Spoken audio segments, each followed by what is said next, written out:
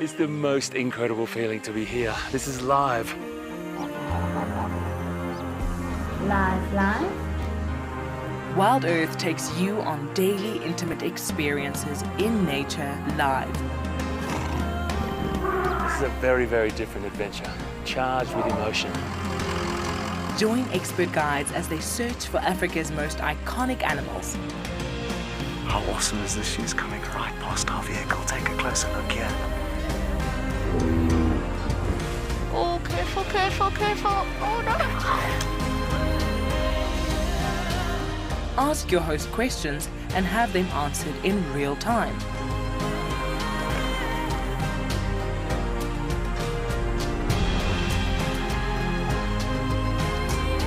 Join us live every day on Wild Earth.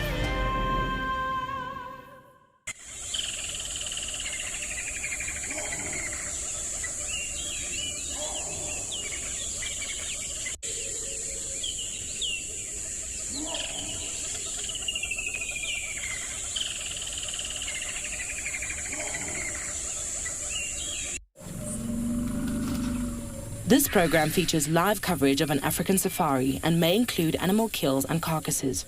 Viewer discretion is advised.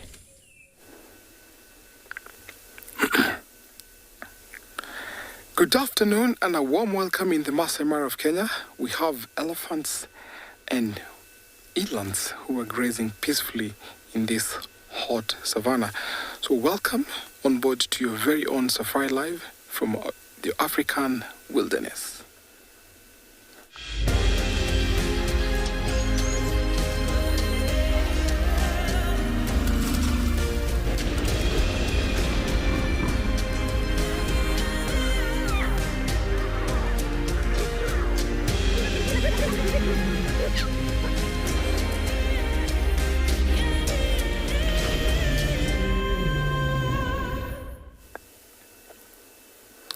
Good afternoon and a warm welcome to the Masai Mara of Kenya. We have elephants that are grazing slowly, peacefully walking, and we have elands in the background.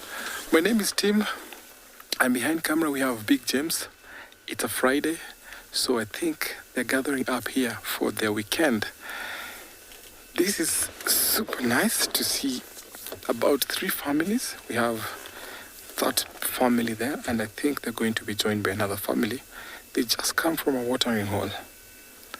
Or sometimes this might be an extension of the herds, because when these herds becomes big, then they have to split up sometime and the family extend, which is eventually split up to join other new families, but the bond of the group is still the same. So I find that when these herds become big, 2 sisters will split from the matriarch, and then the other sister will carry on to form a small herd. And that herd consists of related family members. So sister, brother, and for that reason, you find that the splitting herd, of course, the sister that is split from the matriarch will become the new leader of the small herd, depending. So it's nice watching these 2 families here, and I'm going to sit here for a while since this is a very peaceful afternoon, the cloud cover and how they're grazing.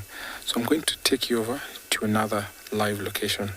Good afternoon and welcome to South Africa. Welcome to the Sabi Sands and specifically Djuma Private Game Reserve. Hello everybody, my name is Steve Falconbridge, joined by Theo Islandstyle on camera, and well, as always, very excited to have you with us. Now, you might have noticed a moment before we were looking at a tree. Over here on the top of this tree, it's very nice to see. Very easy tree to identify. The leaves have just come back, but you'll notice that the leaves are occurring in little clusters on the tip of the branches, and they're very, very silver. And yes, you guessed it if you didn't already, there's a silver cluster leaf, the Terminalia sericea.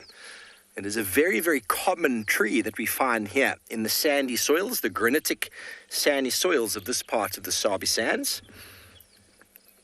And it's a very unpalatable tree for most people, but you will find a giraffe feeding on these leaves at this time of year. but very bitter, very taut on the tongue. And if you did eat it, well, it's actually quite unpleasant to be eaten. But when animals need, they definitely do eat it. But nice to see the little tips, very silver. And spring, or should I say summer, has most certainly sprung. The leaves will all get about that big, a little bit bigger. See, they're all pushing out at the end of the stalks. So little clusters. Terminalia, I think to mean to terminate on the end of the branch. And we will be focusing on some more plants today, as well as some migratory birds.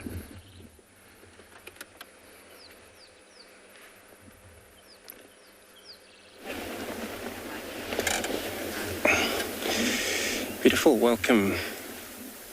Good afternoon, everyone. Welcome to Djuma Private Game Reserve here, where today it's about 85 Fahrenheit, 29 degrees. Spirit shine a little bit open, but the wind is picking up. As my name is Andrew, I'll be with you this afternoon, and on camera, that's Paul on camera. So we'll be just taking a look at that bird. We just see that it looks like it's come back to the difference perch, which that is a lilac-breasted roller. It's the most common roller that we see around in this area, in this part of the Kruger National Park area, and that doesn't really migrate. Kendra, good afternoon. Welcome to your beautiful show this afternoon. You want to know if this bird migration? Of course, they don't really migrate. They type of the birds that we see throughout the year, winter, summer, we pretty much find them. And it's one of the beautiful birds, you know, if you compare to most of a roller, which of course is a few different roller that migrate. That's a European roller, those one. Which I haven't actually come across one of these racket roll around here, which they could be somewhere where not close to us. But those one also similar to this. When you look at the tail, it's a little bit of a wire or little of a racket tail at the back. But this, it's a lilac-breasted roller. The color on the throat, it's really magnificent color-looking bird. Looks got his name from as a lilac on their throat, but it's got also a lot of a different color bird. It's got about 7 color difference on that bird. And they mainly feed on insects, such as centipedes, small beetles, and they would go for such as grasshoppers, and they're able to hunt from sitting right in a tree like that. And for that reason, they were able to scan around in them, and then whatever is in the movement, on flight for insects in the point of view, it will be catched. If it's a movement from the ground, which is most also insect, would be catched and feed. And they are day birds, only active during the day, but they nest in the hole. And early in the morning they come out and they do their hunt as they move around. So we're gonna switch you to another safari live as we search for more animals for you.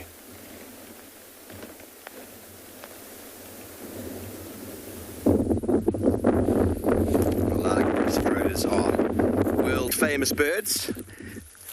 Apologies for the wind there, everyone. We've decided to grab or jump off and get a couple of trees. And right here, we've got two very, very cool trees. Very, very similar, in fact.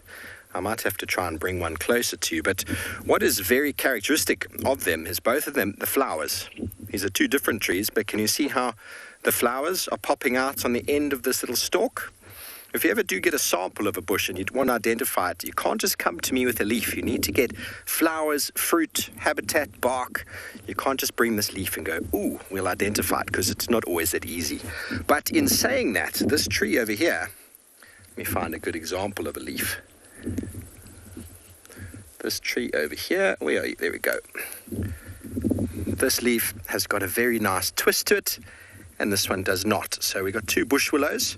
One is the red bush willow, and this one over here, with a very similar leaf, is the variable bush willow. And they're both very common in this area. The red bush willow, definitely the most common of the bush willows we find out here, and hence why this is called bush willow felt. But very good if you want to identify plants. Get a nice sample like this. This can give you the whole leaf structure, the entire leaf, how it's arranged on the branch. There's a flower or a fruit. Make note of the shape of the tree. Is it a mushroom? Is it small?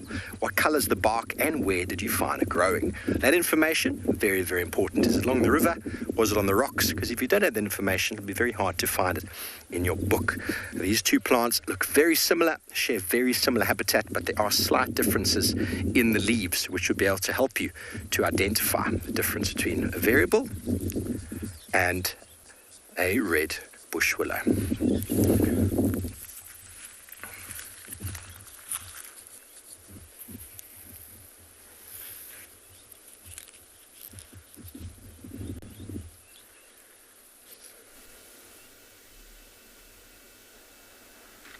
Welcome back to the Masai Mara. I haven't left this sighting yet. The second family has joined in, and you can see the number has increased.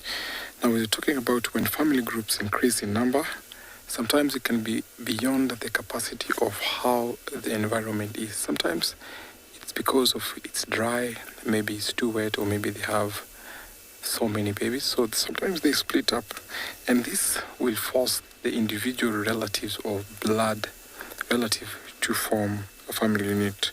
When the related known family groups meet, they engage in an elaborate greeting. Like right now, you can see some of them actually, super playful. So that small one there just joined in, and you can see they were just trunk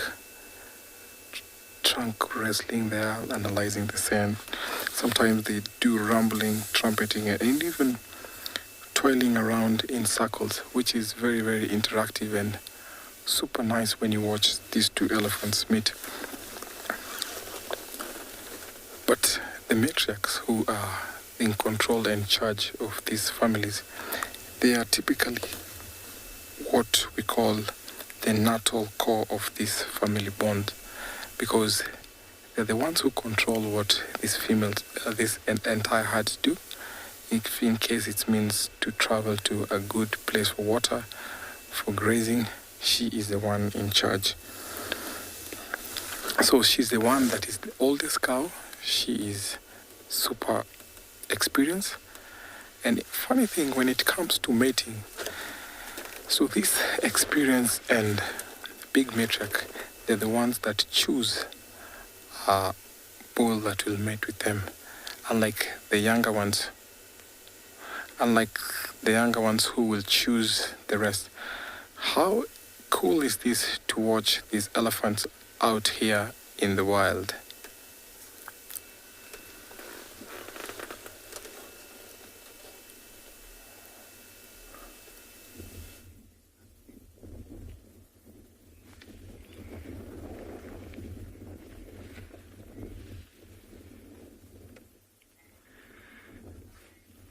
Good afternoon, everyone. It is a blistering hot afternoon here at Tswalu Kalahari, but that is not going to bother us because we are looking at these little guys. I'm so happy to have, have the privilege to see them on my first day back. Incredible sighting. And to see them doing so well is just heartwarming. By the way, guys, my name is Moritz. Behind the camera, we've got Glenn this afternoon. So, yeah, beautiful sighting that we have here. Very lucky to have found them because they are very far away from where we found them initially. Following them for these past almost 8 weeks, they made a proper, almost a 35 kilometer loop. Not being back at the same spot. They're actually very close to where we normally start our operations around here, so making it easy for us, Mom. And to see all three of the little ones doing so well and, being so healthy, it's just great. I missed them. After 2 weeks, I started feeling a little bit sad not seeing them every day or every second day. But yeah, guys, as you can see, they are also tucked in underneath a shepherd's tree. So it is nice and warm. We believe it's, well, I haven't really checked, but it's definitely mid to high 30s this afternoon, so quite warm.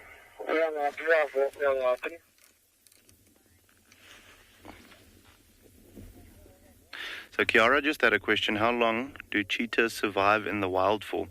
Kiara, it depends. Oh, there's a lot of things that depends on, well, that determines their lifespan in the wild. Things like the environment that they live in.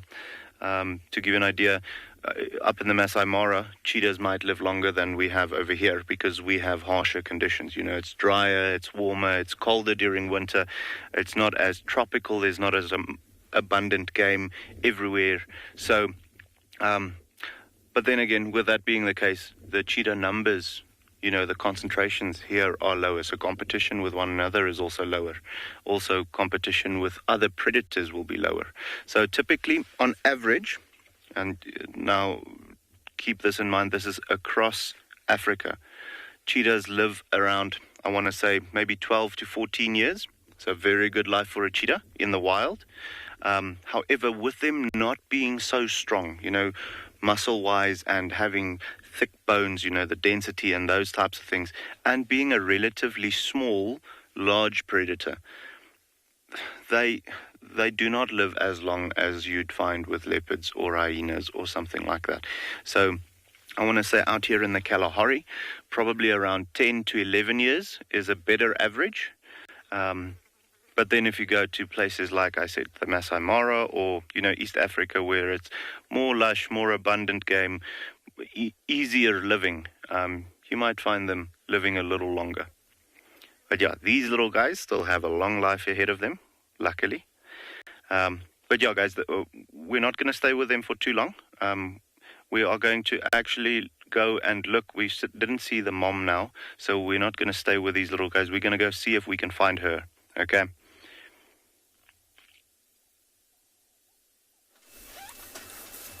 There's nothing as cute as watching small, young, baby animals. Look at those elephants. Those cheetahs are also adorable. So those two tiny elephants, look at how playful they are.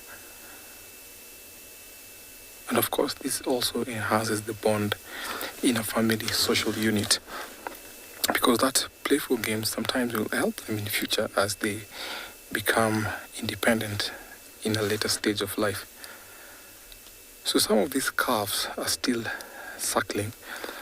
On average, a calf will suckle for about 3 to 5 years, but they start tasting solid food when they're about 3 to 4 months old. Because they lack sufficient coordination of their trunk when they're still young, like that young when they're walking following the mom. When at that age, there's no proper coordination of their trunk as well as the strength to be able to grab solid food. So without the milk, they cannot be that strong, but sometimes they'll be nursed for about 2 years. We can see some carrying on if their mothers don't give birth. When these calves are super young, sometimes you see them walking close to mom, they suckle. It not only provides them with a source of milk, but also provides them with comfort. The mother will allow a calf to suckle after it has experienced a stressful situation. Sometimes you find it's too hot or it's too cold, so the moms will actually suckle them just to comfort them, which is very important for baby animals or even humans when they're small.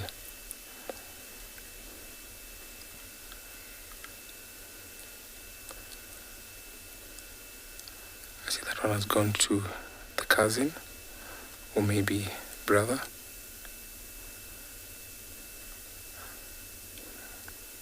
See, the Catholics are also enjoying the insects disturbed. And over in the background I can see eland walking slowly. And I'm sure they are also enjoying this grass that is dominant here. We call it the red oat grass. the most dominant grass here in the Mara.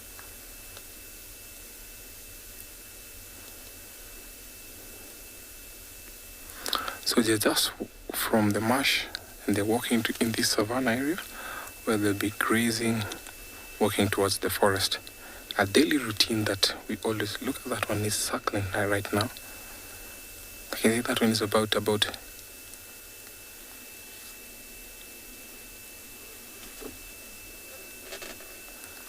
still sucking, even though it looks like about 2 years old. So this is almost towards the end of them being weaned, but you've seen the others go even up to about 4 years and they're still suckling. So this is another way of comfort that I was talking about.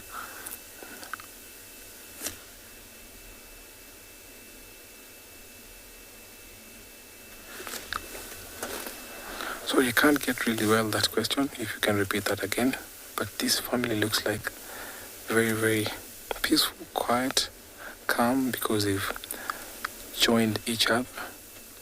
Two split groups that have come together.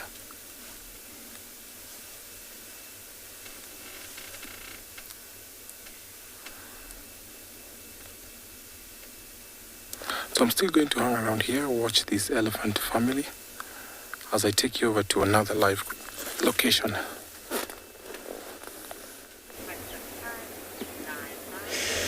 Beautiful, Tim. Elephants are also one of the wonderful animals to watch, most especially when they do their activity things, feeding around. Here we're back.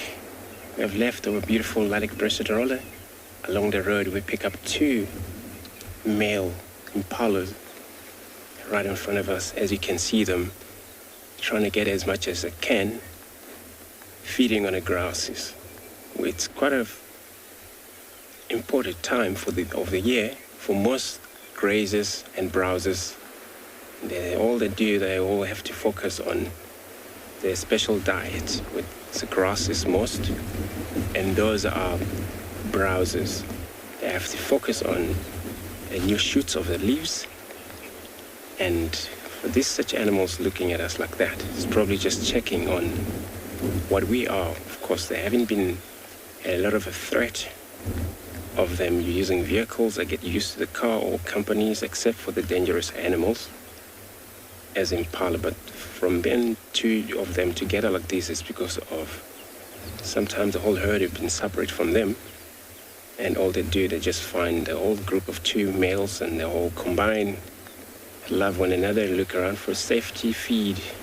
At night they'll go into an open patch, rest, and then for that you'll have to also look if it's safe around them. For them to sleep, it's one of the other missions. They sleep unconscious, which means half awake, half asleep. But human, we don't do that. And beautiful, have a beautiful brain for the animals.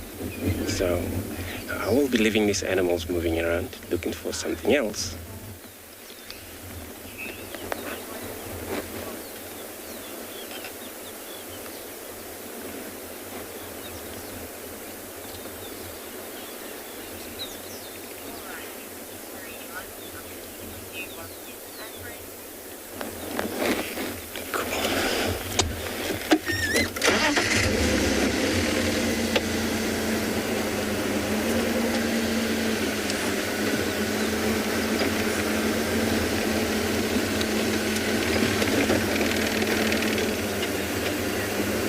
Right, so we're gonna try and search around for anything we can find. And if we could find giraffe, also is very good, which is this area where there's a lot of time if you see impalas, and you know it must be a lot of other general animals around, and they're more likely to all combine, be together, love one another.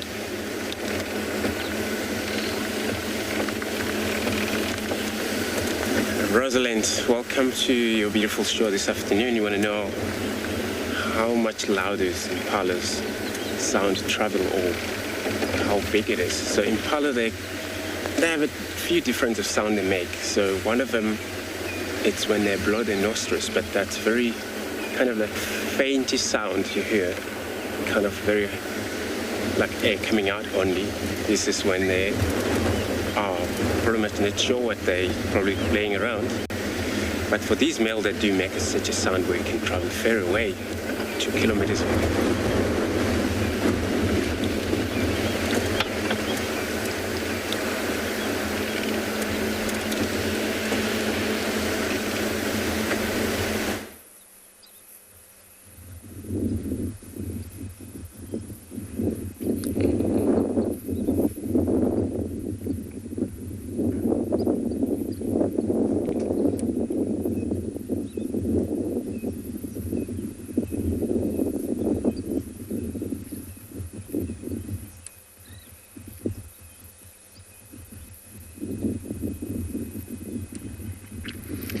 Welcome back live to Djuma, everybody, where we've got a little bee eater. How marvellous. And these are common residents. These guys don't migrate anywhere. Oh, well, he goes away, though. Might have just heard him whistling. It sounds like a referee whistle. I can't mimic it. But welcome back. Wonderful afternoon out here. And you might have heard me talking about some trees before and thinking to yourself, what on earth is he talking about? Now, tree identification takes a bit of practice, but I suppose it all starts with the basics. So we're going to go back to our first little branch that we had, and we're going to have a look at what we call a leaf, a simple leaf. Now, here is the actual stem of the branch, and there's another stem over there, and you need to look inside over there. There's that white little piece. You see that little bit there? That is called the axillary bud or auxiliary bud. That is the growth point. You can see on either side of this leaf is the growth bud, which means that this entire piece over here, I'm going to pull it off for you now. This entire piece here is a leaf. I know that might sound quite obvious, but it means that this is one leaf. Now, that is a simple leaf. Very easy to identify a simple leaf because you can see where the bud grows. If we look back where I ripped it off, you can actually see where the bud is growing. There is the bud just above where I broke it. And that is often where you get new leaves, where you get flowers popping out, all that sort of thing. Now, secondly, if you have a look at the one just below, you'll see that these two leaves are opposite to each other. There's one on this side, one on the other side, completely opposite. So that is the arrangement. Now, when I said before, you can't just bring one leaf and think someone's going to identify it. Arrangement is very important. Sorry about the wind. Which makes this a simple leaf with opposite arrangement. Now, with all of that information, with a few more questions, you'll probably be able to find out what this is, especially when you've got a wonderful flower like this, which is growing from that auxiliary bud as well. Okay, so that's very interesting. Let's just put this flower down, and then I'll show you a different leaf structure altogether. Donovan, that's a very important question, in fact. Juices, when you rip off a leaf, it's quite important to try and look and see if there is a latex of some sort or a milky latex, and to measure that. Now, here we've got a very different leaf altogether. I'm going to put it this way so that it's not blowing. Now, if I open this up over here, and you try and look in between there's no bud at the bottom by my thumb. There's no bud over there. And if we keep going up, there's no bud anywhere, which means there is the bud over there by my other finger. This finger here, there's the bud at the base, which makes this entire thing here the leaf. I'm going to rip it off. Now that is a compound leaf. That entire thing is basically a leaf that's divided itself for many reasons. And the arrangement of this divided leaf is alternate, like a ladder. And you see it's a bit ladder-like. Sorry about the wind. Ladder-like, it's quite droopy. So this is called a leaflet, and the entire thing is a leaf. So this is called a compound leaf. The other one is called a simple leaf. And this compound leaf is divided once. Now you might think, what on earth is he talking about, divided once? I will show you in a moment. We've got a few more plants that we're going to deal with today, but you're just going to have to come back and see.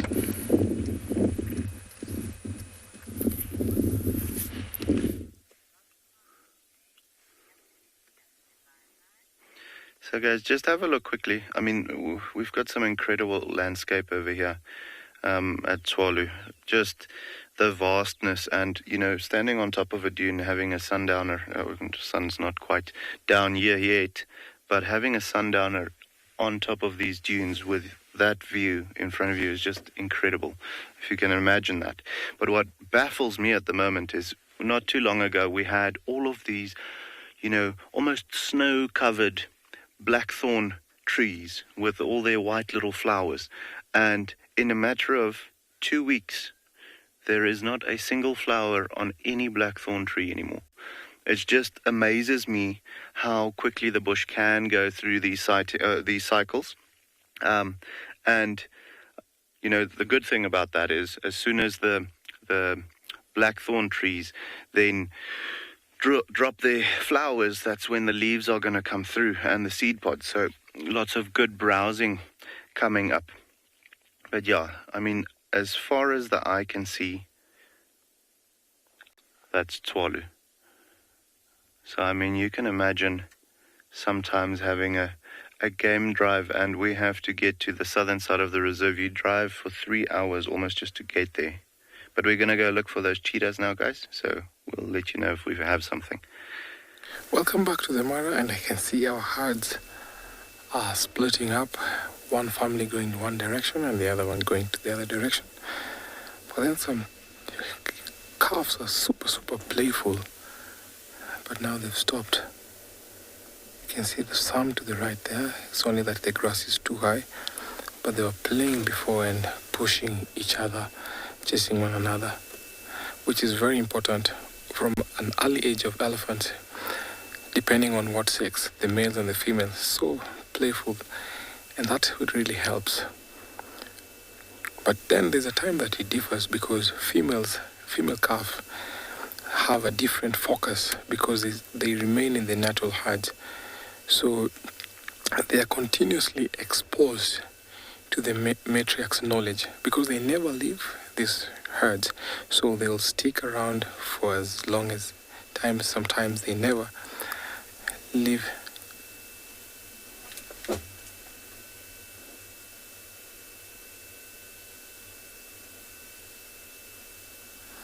Hey Dash, thank you so much. What a good question from my 11-year-old. So it depends with the environment, but sometimes this herd can be up to 30, 40, but they can extend even to 100. I've seen a herd of about even 56. So this is about 29 here, which is very, very nice to see.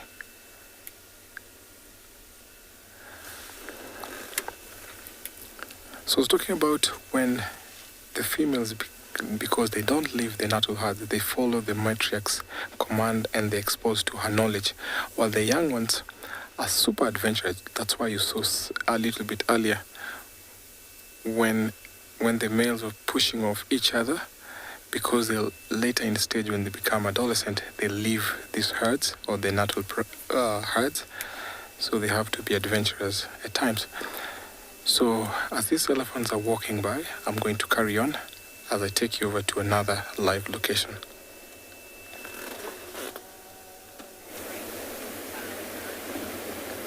Beautiful. So we now just look at this single, looks like it for now, single male giraffe. Far distance, it's actually quite far from where we are right now. It's actually a ravine right in front of us. We're on the western side of a quarantine area. Some of those are familiar with the land, but for such a male giraffe, you know, for him to be able to wander around, this is actually about looking for new shoots. We were talking when we talk about impalas. Every time they look, this type of animal, they get attracted by most of the green, so that's why they don't actually static. They don't stand for long. Every time they look further from them, they see beauty. So wherever they are, they're right on that spot. They think it's not beautiful anymore, so they keep them moving. You see that happen on cows. Also, goat, who spend a lot of time with their own goat, look around, check their behavior, what they do when there's a green. You know, they seems to be pushing too much when there's no wind also. And that's what makes them love about sense of hearing what's around them. Could be more giraffe around in this area, but for now we only see one individual male. But they can separate sometimes, be on their own. Female does the same. Male, as we see right now there. I only check now when I look at this beautiful, thick and bolt on top of this horn, and I know we're looking at the male even as far from us. So we'll I'm gonna stick around here, see if there's more of giraffe coming out of that area. Otherwise, it will be beautiful. Just search around for anything else.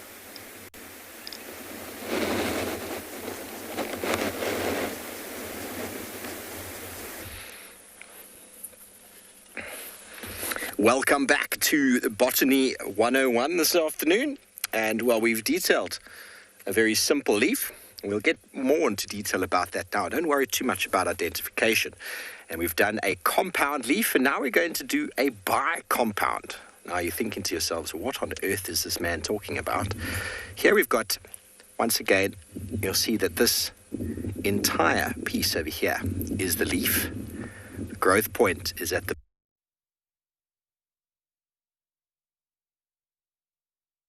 Good. Very deep in with this giraffe, so I'm happy. Sorry about that. And we still, well, there's some beautiful giraffe, but now it looks like it's very much looking around. Even they're so big animals, you know, they still have a lot of enemy, which is most lion take down giraffe, and that happen when they get stalked by these lions. And then, of course, especially when they run, there's a chance they might be bring down, if it's a chance, but they also use their unique of, as they run, you know, they can, you know, step on their whatever it is, or kill whatever it is trying to chase them. So they have a very strong defensive mechanism, which is a kick. And for that kick, they don't only use the back leg, but both leg would you use this kicking system. We're looking at this giraffe from this far. You would see a lot of a pale on their ears, and this is what's also one of their follow me or find one another or separate far apart, which they're capable of doing that. Even a female, when she's trying to raise the baby, it's happened she left the baby probably about 100 meters and returned back to their young one, give her the milk, and they walk away again. So that type of animal that when they're in a group, they're in a group. When they're not in a group, it's fine, and they will still survive in that way. We're looking at the southern giraffe, the species which occur in this area. Now you just look, but since it's a lot of wind, I'm gonna stick around here a little bit more.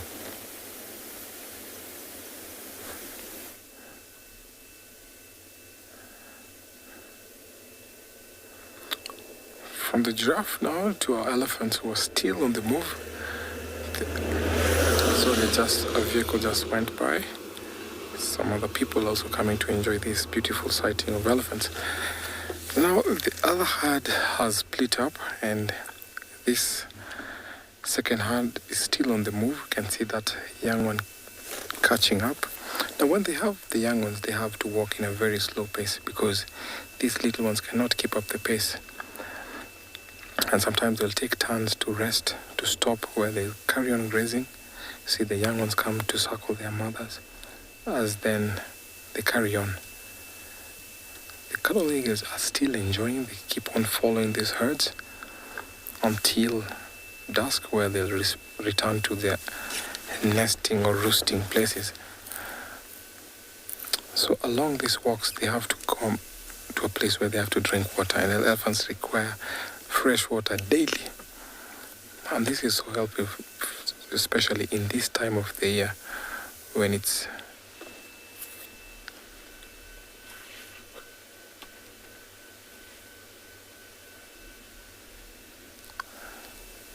it's very, very important because water provides them, hydrates them, because they need that in their daily lives. Because at this time of the year, it's getting dry, and then in the dry condition, elephants will be extraordinary.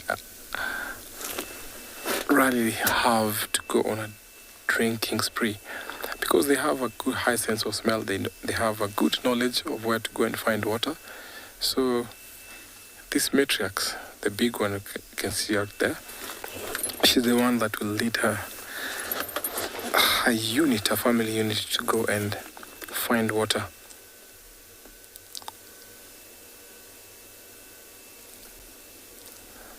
You can see them there. Lots of them have very shiny tusks, and the one with the long tusk is actually the matriarch. So let me stick around with this herd and follow them, see where they're going, as I take you over to another live location.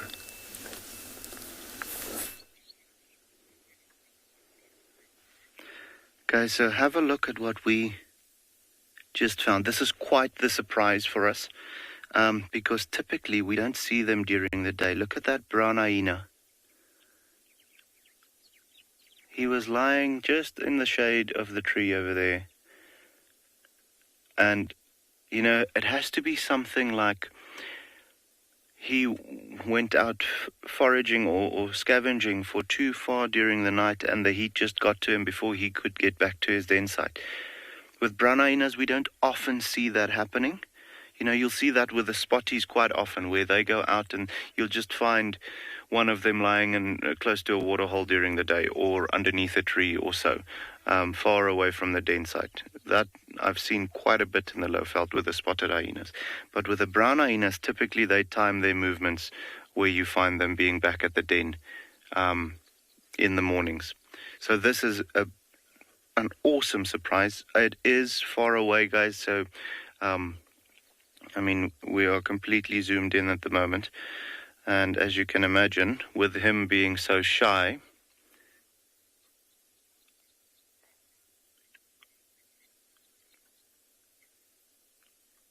so we just had a question from Kaylee. How big is the brown hyena population at Tswalu? That's a difficult question to answer, you know, exactly. Just because with them, they are such secretive animals. That you almost, it's like trying to estimate a leopard population in an area. There's some of these animals that go their entire life without being seen by humans, just because they are so shy. However, judging by the amount of tracks and individuals that we have seen, if you have to now do a rough estimate about that in the reserve, I'd say it's going to be a healthy one, absolutely healthy. Number-wise, maybe around 50, 60 of them. And remember now, guys, so they operate in a clan, so they'll have a den site where they go back to, and everyone meets there and says hello and so on. But when they go out looking for food, they are always by themselves. They're not like spotties, which go out together and then hunt and so on. So these guys, they don't often, well, if they do hunt, it's going to be small things like maybe a scrub hare or a mouse or something like that. They don't go and pull down oryx or, you know, gemsbok or red hartebeest or so on, because they don't have the numbers for it. They're also slightly smaller than a spotted hyena, which is because another reason why they have to be so shy. Boof, there he's dropping to the ground. But yeah, so tough to say an exact estimate of the population number in Tswalu, but it is a very healthy one. So I'd say maybe, if I had to make a guess, probably around 50, 60. So yeah, guys, we're going to stick with him for a little while, see if he doesn't want to, you know, pop his head up again or so, or possibly start moving. But for the meantime, we're going to send you off somewhere else, okay? Welcome to and Beyond Ngale, everybody. Afternoon safari. As you can see, we managed to find some lions. So here we got one of the old females from the Birmingham Pride. There comes another one. This is one of the younger ones. coming to just say hello. So this afternoon you'll be with myself, Sean. We've got OD behind the camera. And as I said, we're now sitting with 11 members of the Birmingham Pride. You can see over my head, over there, there's 3 more. Some of the young males. Some of the 2 young males there, the one with the head up and the one in the middle. 2 of the younger ones, and then on the end there, oh, look at that. It's beautiful. They're actually a lot more active at the moment than I was expecting. It does look quite shady here, but it's actually very hot. I think we're sitting at, I don't know, about 28, 30 degrees Celsius. I'm not sure what that is in Fahrenheit, but I think it's about the 80s. But these lions have been moving around. They've been standing up. They've been grooming. We've seen quite a lot of activity for this time, which has been really awesome. This is the first time I've seen so many of them all together since I've been back. Look at that young white female. Seems to be, I think she's licking the grass there. Now we were talking about, I think at the Masai Mara, you're saying the brown hyenas walking around this time of the day, quite unusual. And for these lions here, as I was saying, to be so active, also very unusual. But what she's doing there is trying to lick the moisture off of the grass. So that where she is in the shade under a bush. There might be a little bit of dew left there, especially on the deeper, darker parts, hasn't dried up yet. Trying to lick that, or maybe she's got an upset stomach, trying to eat the grass, or help her sort of throw up, regurgitate, get rid of anything that's upsetting her stomach. And we'll see in a few minutes' time if she does start to sort of dry heave, throw up, then we know if she was licking or eating. So awesome to see them all looking very healthy. She's been, as usual, the most active, the most vibrant, done the most activity. Surprisingly not against anyone else. She hasn't been trying to play with any of the other lions. Maybe she's maturing a bit. Becoming more independent. It's also those 2 young cubs that we saw in July are not here.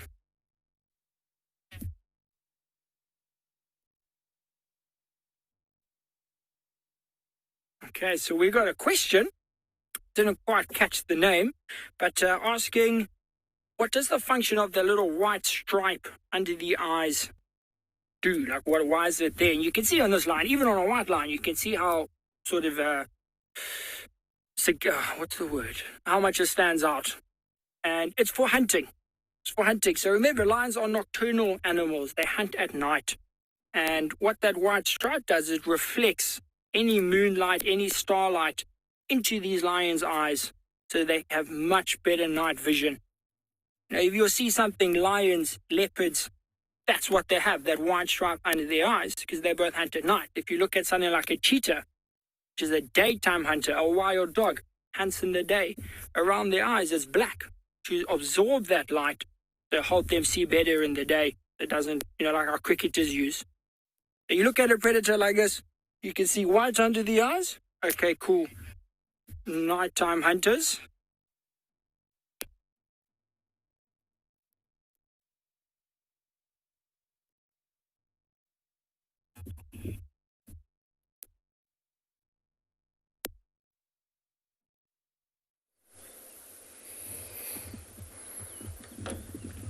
How marvellous that we are able to see the Birmingham Pride. What a wonderful pride they are indeed. Well, you're back with us in June, and I'm sorry if we lost you earlier, and I don't know how much of my story you got, but here we have got another plant. I've basically just gone and ripped off this plant here, very sustainably, of course. And to find the leaf on here, I've ripped off another branch. And now, if we have a look down these leaves here, I can't see any auxiliary bud. No, but all the way at the bottom. Can you see this one here, Theo? Can you see that little growth point there? Just a little tip.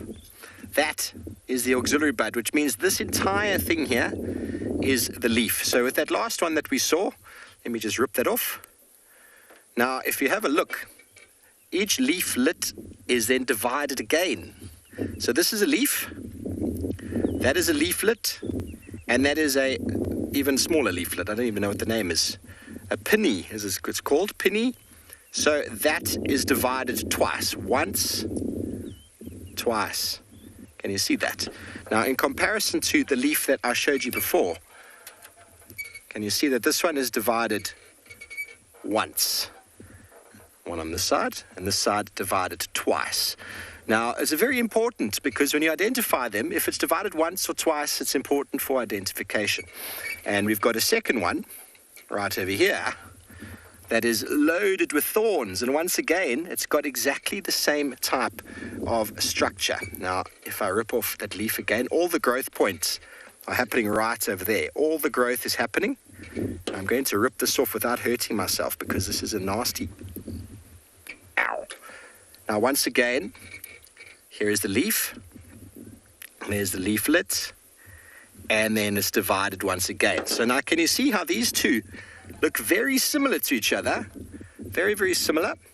But if you don't recognize that there's something going on the plant, the one that I harvested now, look at those nasty, nasty thorns. You wouldn't want to get that in your foot, let alone in your mouth.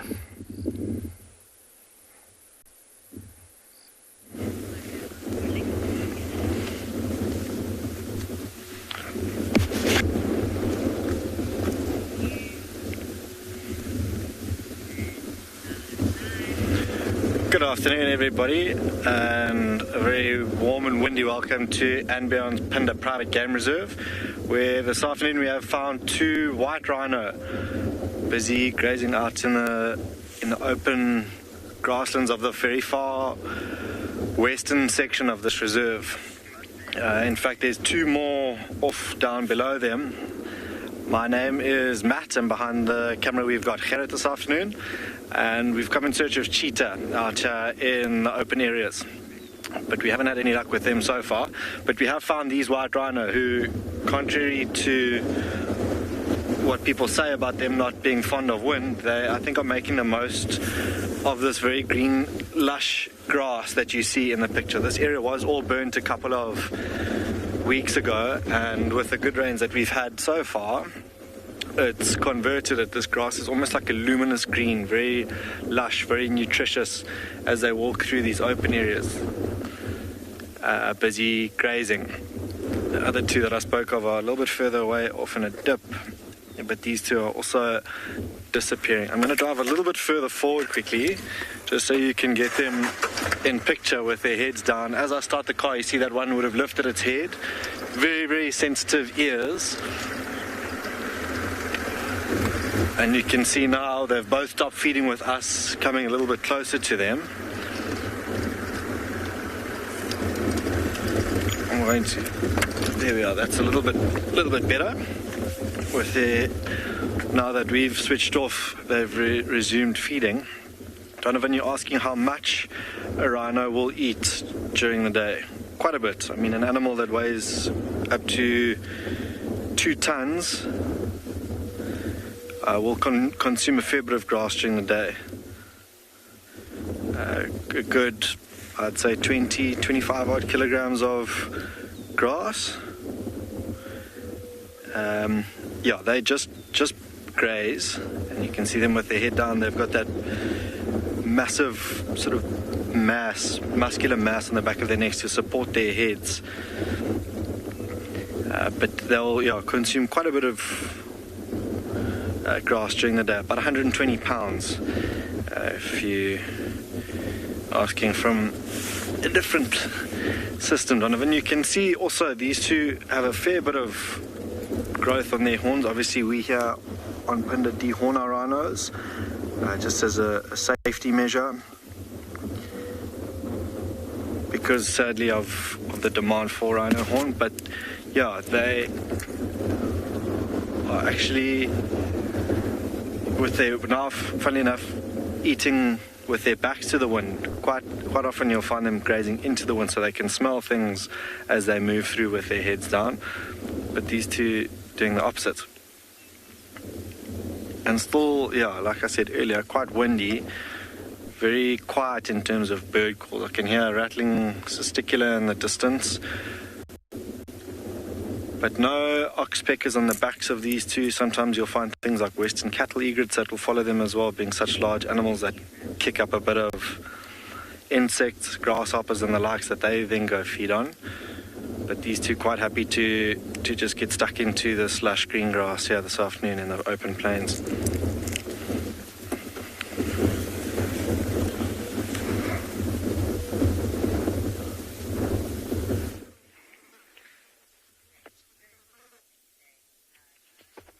So, okay guys, we were lucky enough to have this guy move his position slightly. So a little bit around the corner in a more shady spot, actually dug himself a little, almost like a little trench to get to the cold sand.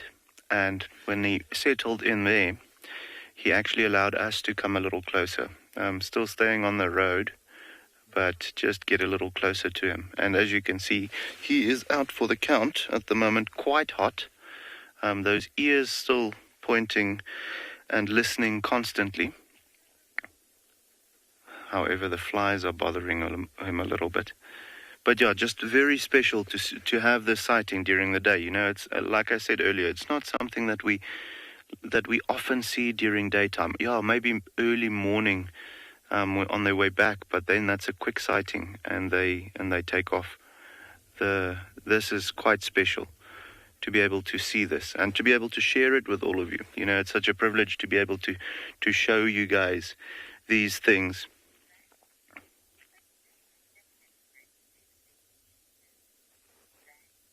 So Randy just had a question. Is this hyena going to be a threat to the baby cheetahs? Randy, absolutely. So there's unfortunately always that risk factor for the mom to leave the babies by themselves. Luckily, you know, with this guy, he's not going to move anywhere at the moment. However, when he does get active, maybe around sunset, when it starts cooling down, that's when the risk will go up.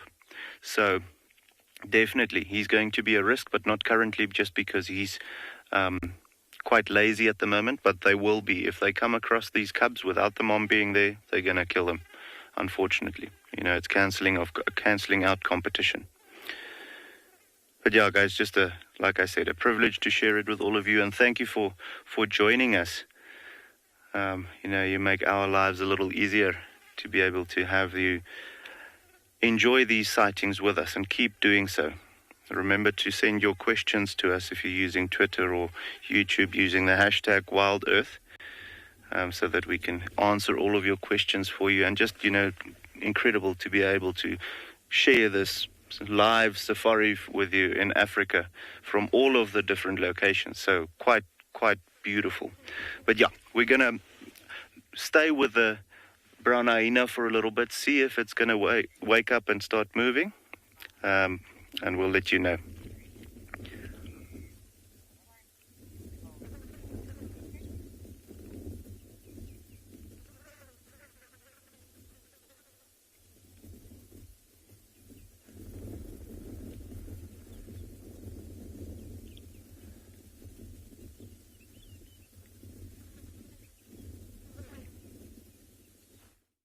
Okay, so now we've repositioned the vehicle a little bit.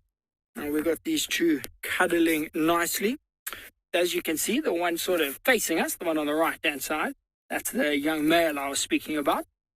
You can see he's actually starting to get quite a bit of a mane going under his neck there, his chin area, even there behind his ears. You can see that darker, longer fur. Grown a lot since I last saw them. Actually getting very, very large, but still very relaxed, very comfortable. Very happy lions, these two just cuddling here together. So, as I said, there's 11 of them here, and the other 9 are all sleeping on the other side. And then these two just decided, you know, we got all of the shade. Why should we leave? Here we go. Now you can see the other 9 of them trying to hide under that one little bush or shade. And just making a mess of it, really. We've got 1, 2, 3, 4, 5 of them, all in that sort of central middle pile where you can see all the paws in the air. There's 5 lions inside of there, including the white male. And then just off to the right, Odie, if you would just scan a little bit to the right there, the one with the back to us, that is the young Birmingham male. The one that everyone has grown quite attached to. And this man's even got his own Instagram profile. So he's doing pretty well. Hopefully he will get up and walk for you. He walked for us a little bit earlier. No limp. Well, very, very slight limp. But it's still really nice to see him with the pride, see him with everybody, looking good, looking fresh. We had tracks of the Ross males crossing out of Ngala this morning. So they're not yet. As I was saying, everyone looking very good, very healthy. You can see if you look at her stomach, not too full. You know, slow breathing. She's not panting.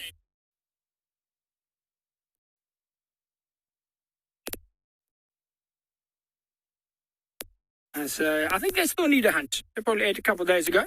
But we got another question from, I think it was Light, something like that. I couldn't really hear. But anyway, wanting to know how long until these young males get kicked out.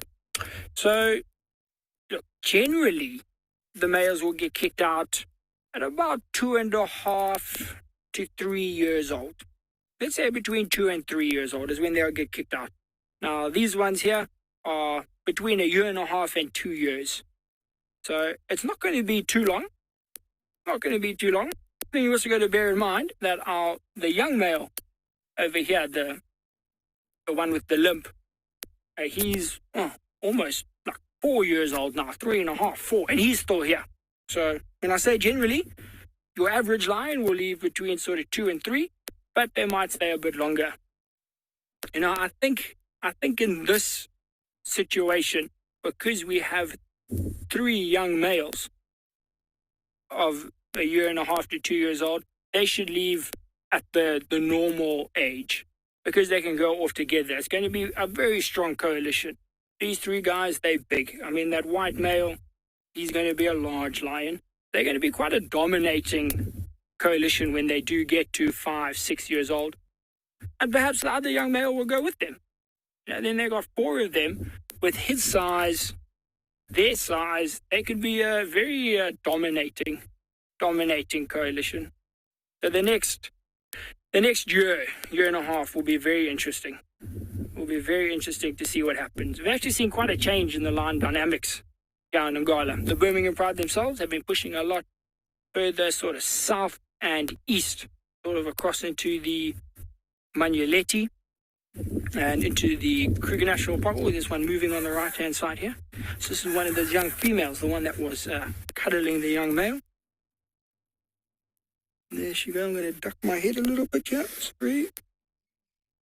Of course, she stops right. Sorry, let me move. She stopped right in front of the car for a toilet break there. Most likely, though, is going to get up and carry on to the other group of lions over here. Leave this young male by himself. Because if you look, you can see there a bit of sun shining on his face, a bit of sun shining on his stomach, perhaps getting a bit hotter. And that's why they are getting up and moving to this other patch of shade. There's a nice breeze at the moment, which is really good. So what's letting these lions being able to move around and see the amount of activity that we are seeing. You see that?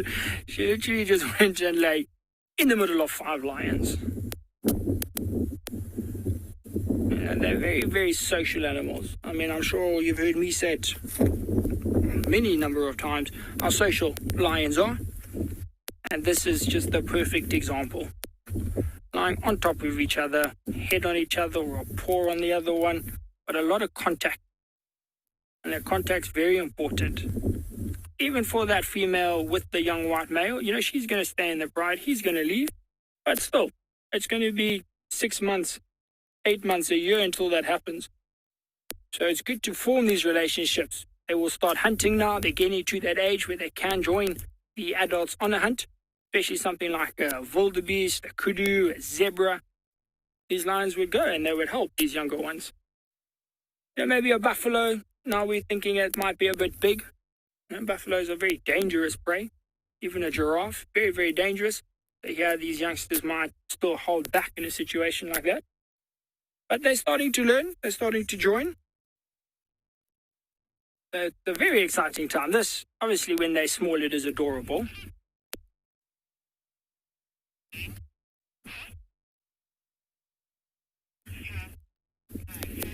So when they are young, it is the most adorable, like those ones that we saw during the lockdown. But at this age, when they're social like this, as the comments are saying, is a little cuddle puddle from Fluff Tycoon, I think, said, a little cuddle puddle. That's exactly what it is. You can just see 1, 2, 3, 4 different paws in the air. Just all of the lions trying to get comfortable, trying to find a space where they fit in. The perfect thing for them. Look at that. It's almost the exact same position, just shadowed. And lions will often do this, sleep like that, especially after they've eaten, just to take some pressure sort of off of their stomach, off of their bodies. In a situation like this, though, the legs in the air, maybe getting a bit of a breeze flowing across the stomach, trying to help cool them down. I think they're looking very lazy. So I think myself and the OD also going to try and cool off and just sit here and see what happens.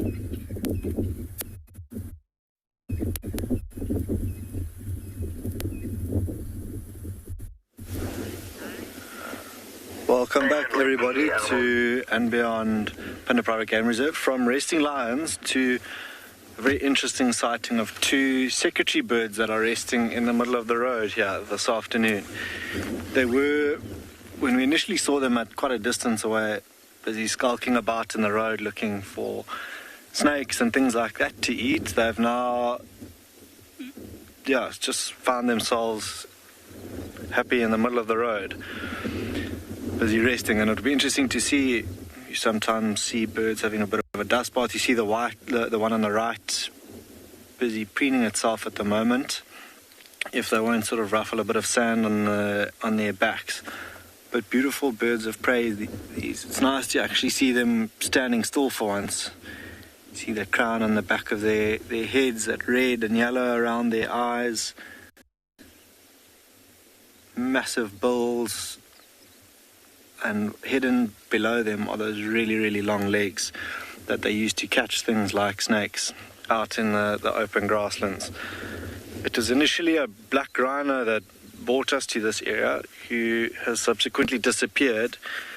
That when I was trying to show Gerrit through the binoculars, he actually found these 2 that have now, as you can see in picture, plunked themselves down on the ground. And like I was saying just now, it's really nice to actually see them sitting down where you can appreciate them a little bit better than normal. And really, really tall birds. They stand about 1.2, 1.3 meters tall when they're busy walking or skulking about through the grass. But these 2, and you see the one on the left looking down and constantly looking around. I must be honest, I don't think I've ever seen this behavior. But now looking at the one on the right, it looks a little bit dirtier than the one on the left. Maybe had a little bit of a dust bath, or could potentially be a younger or a juvenile secretary bird on the right hand side.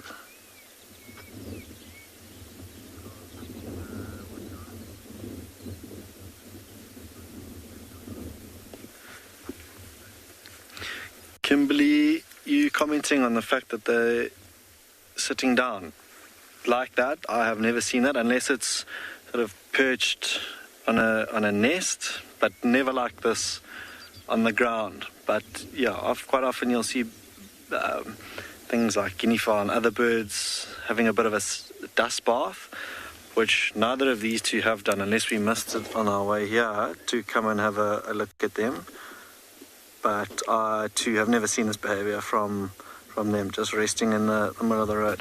Has been quite a hot, windy afternoon. Maybe they've been walking through this grassland for the most part of the afternoon and are just taking a bit of a rest.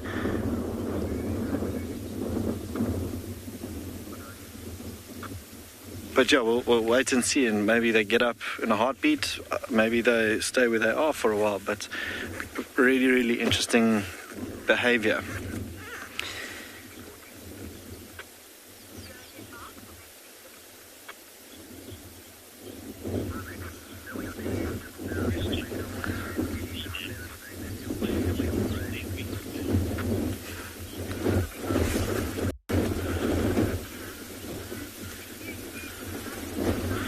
C-Mac, you're asking the wingspan of the secretary bird. It's between about 190 and 215 odd centimeters, in feet about 75 to 85 inches. So a really, really large bird, both, I mean, as it stands and walks about in the grass and then in flight. But when they do fly, they drag those. It's quite interesting to watch how they drag those legs of theirs behind almost effortlessly. Really, really large, not quite the heaviest flying bird. That title goes to the Kori bustard, which you might find at a place like Ngala or Djuma up in the Sabi Sands. But yeah, these two, interestingly enough, are quite content where they are in the middle of the road. I'm not going to carry on because further off to our right-hand side was where we saw that black rhino. I'll leave them be for now, or maybe try and loop around this area to see if we can't get a view of that black rhino that I mentioned. But fascinating to just sit and watch them. They haven't done that dust bathing like I mentioned earlier. Just constantly keeping a lookout. And as one would imagine, birds being, or especially them, quite vulnerable. They'll roost up in trees and nest up in trees, usually quite thick trees. And when they sit down, you are unable to see them at all. But where they are now, you know, if something like a leopard were to come along and saw them, it would definitely try and put up a bit of a chase. Something like a cheetah as well, there's an opportunity there.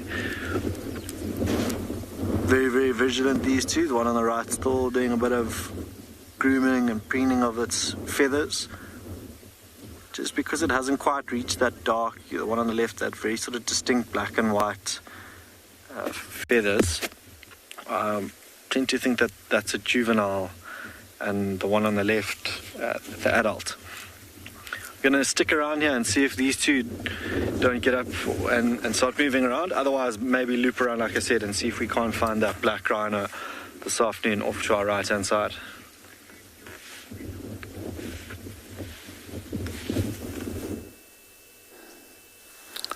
From the sacred birds to our striped zebras, I like calling them the donkeys in football jersey, because they're so much like they're wearing jersey on a football game. Now this herd are the migratory ones, and they are slowly heading back to Tanzania. But during the migration time, they become the last ones to follow the herds and get into Tanzania, and sometimes others will mix up with the herds, with the wildebeest, and carry on to Tanzania. But they are slowly taking their pace because it's short grass. It rained a little bit about 2 days ago, so they are still enjoying this grass, but slowly heading over to Tanzania. Now this small herd here is led by some stallions who really play a good job in security. They watch over for predators, and you hear sometimes them calling over when one of the members is left out. So they control about 11 mares, so they'll be in charge, and if an intruder comes in, they're always fought off unless he's challenged by the intruder, who sometimes will come and kill the foal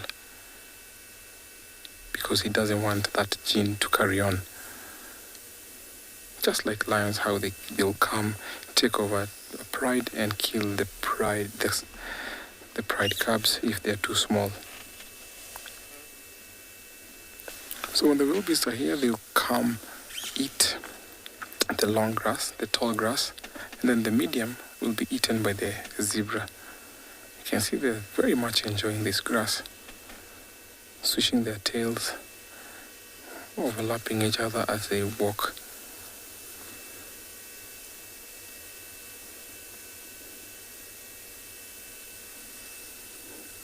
This is also a preferred area because the grass is short, so they can have a 360 angle where they can be able to watch over for predators. We've seen lots of kills. We've seen zebra, wildebeest killed, and that is because the lions are able to ambush them in the long grasses. So sometimes when the zebras are walking by themselves, well, they're walking alone, they prefer the short grass plains where at least they can have security. When there's a heightened alert, they all run away from the predators. And sometimes they also utilize the roads when they're walking, which is a clever way of avoiding predators. I like the way the light is shining on them, and we have a dark background. Super photogenic.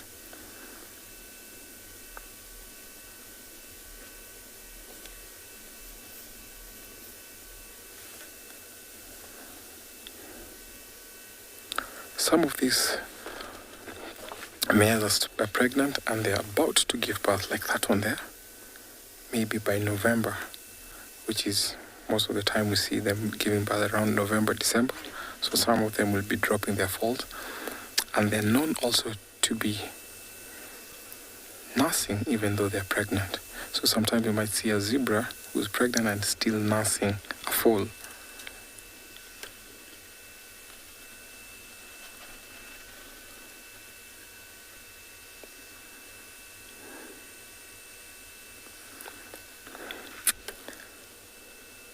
So I'll leave these guys to enjoy the grass while I go carry on to find some more game as I take you over to another live location.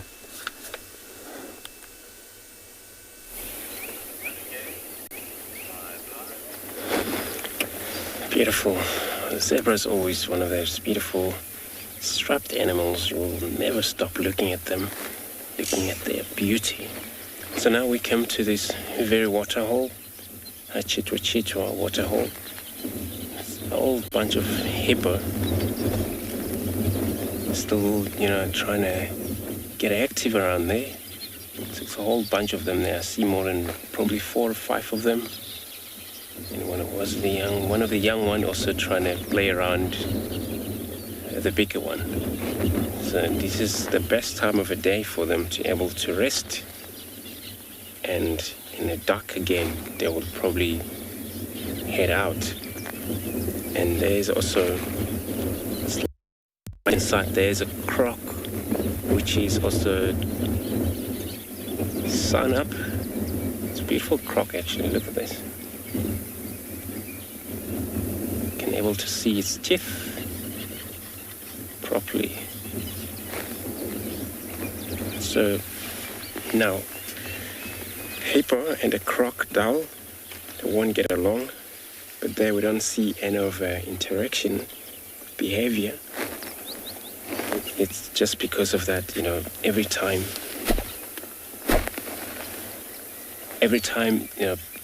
prey species see a dangers, for a long time they even take it easy, or they're even more aware because they have a sight of a danger.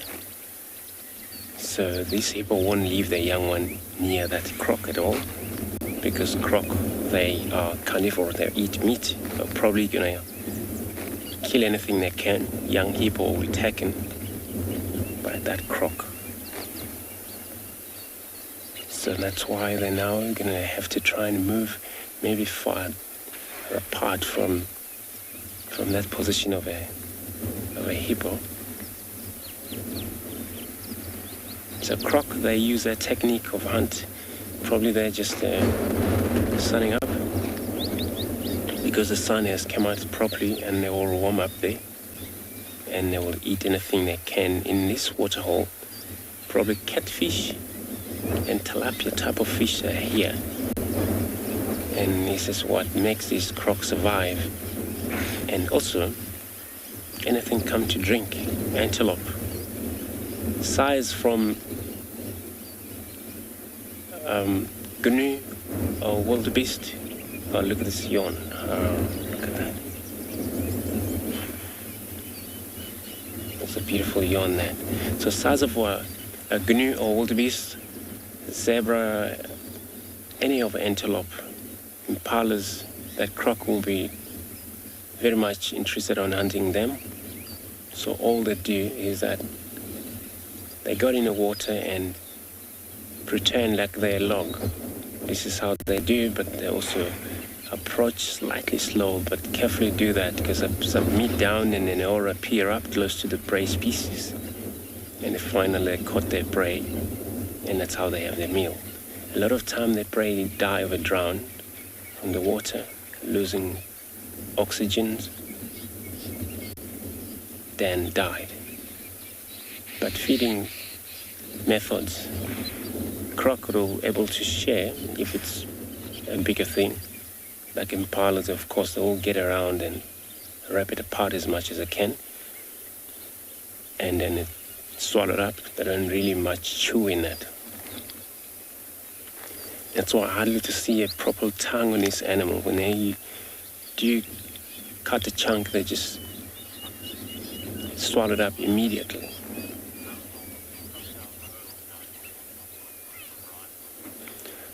Ron, welcome to Wildlife Show, your channel. You want to know how long croc can go without meal. That I'm not 100% sure. Because of that, they don't really, rely on the bigger things. They also go for fishes and everything, but they've been seen traveling from one place to another, and that took for that crocodile 3-4 days to reach the destiny of another proper waterhole. I think was something to do with when one of the waterhole was dried out, and then they have to go look for other waterholes. For that, they have a very good sense of smell to be able to deduct, also to tell how far the other waterhole is. And that croc has been seen 3 days, and they're moving, and when they get tired of moving in, of course, they rest in shade.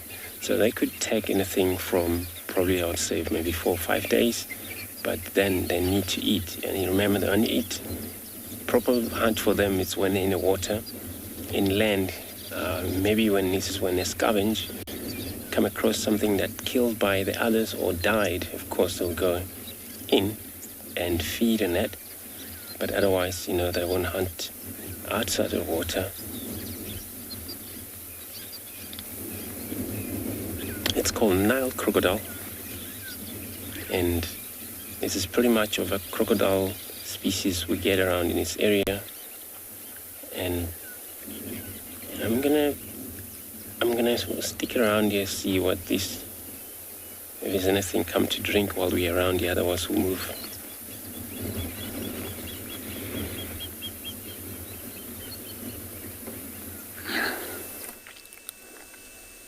From the Nile crocodile to our migratory herd, look at this. Look at how beautiful this is. They're just walking in big numbers. Just listen to the sounds as they're walking. I just go silent for a little bit so that you can hear that beautiful sound.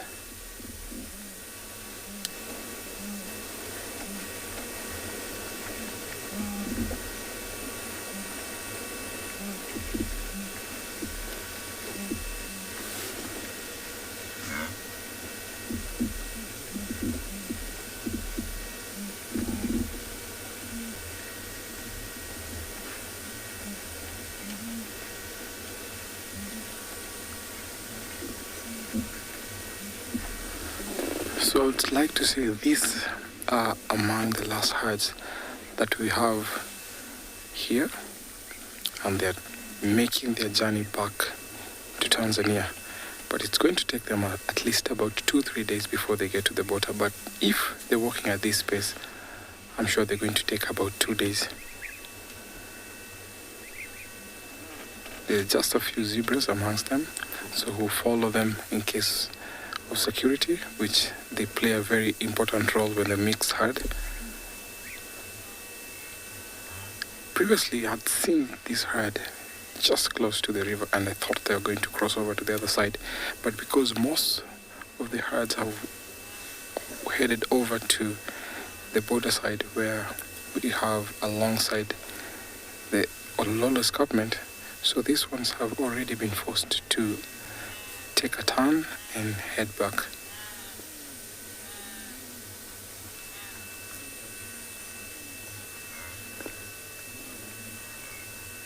If these herds go by about a week, we'll not be having big herds like this until maybe next year, time like this, when we'll be also heading back.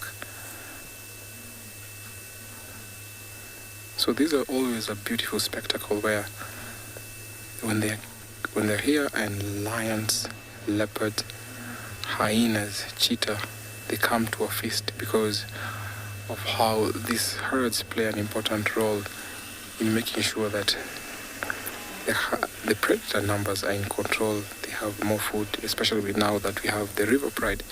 They've enjoyed so much taking down zebras, taking down wildebeest. So some of the predators will follow these herds, especially the lions that have been kicked out from their pride, lions that are not yet established their territory. They always follow these herds. I mean, sometimes we also see hyenas, even cheetahs following these herds.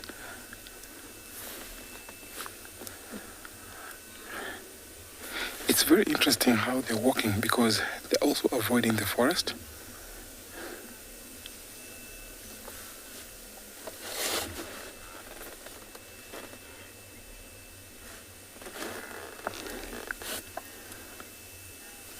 They're just following the river, the forest there, but they can't. Sometimes they avoid the forest because sometimes there might be predators at this time of the day. So I'm just watching keenly how they're just diverting off and walking to a different direction as they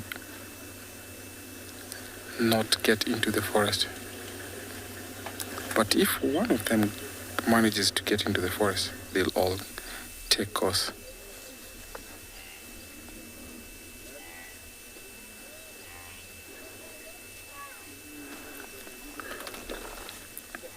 Charles, thank you so much for your question. Sometimes these beards will play a very good role because when, let's say, a lion catches one, they can actually manage to take off because it's not grabbed the skin. So it's very, very good in terms of predation, avoiding predators. Because sometimes the predators might miss out on the neck and grab the beard, and the wildebeest might make an escape.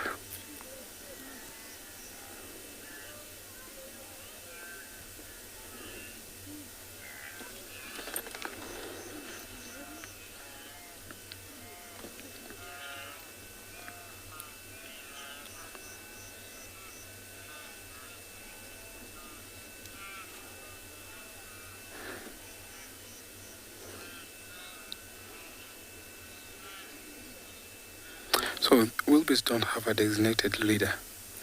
So if one stops, the other one overlaps, and see what has happened. They've all come to a stop. And the zebras right now, they're actually watching over, looking, scanning for predators. Because these animals are also wary of predators. So whenever they're walking in big numbers, be it alone, they'll also be very vigilant when it comes to security because they know there are predators in there.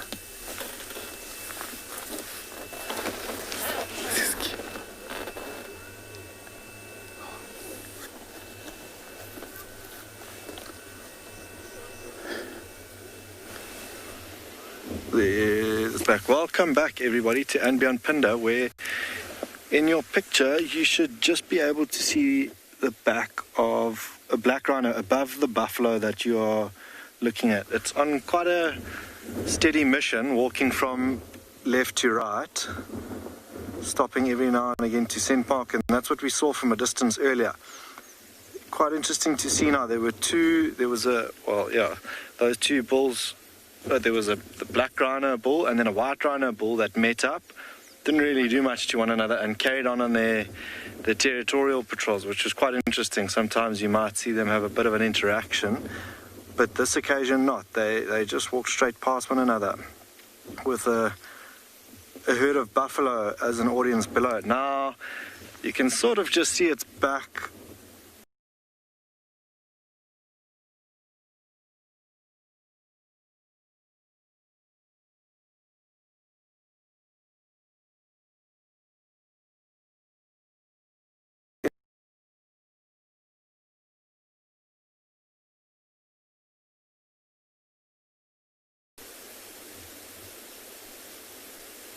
but so well hidden in these quarry trees. I mean, its back's probably a little bit lower than the height of that. We're lucky because we're at a bit of a height advantage here, but I'm sure it's stopping to browse as it goes along.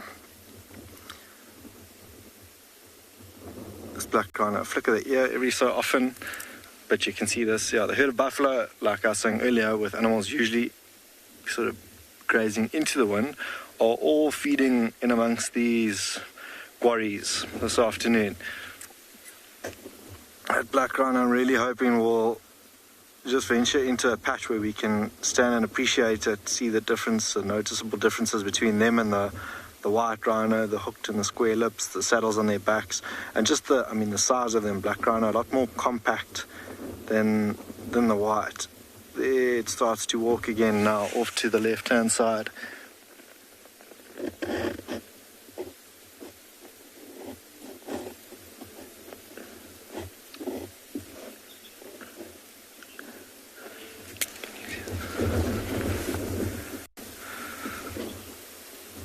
John, you're asking how long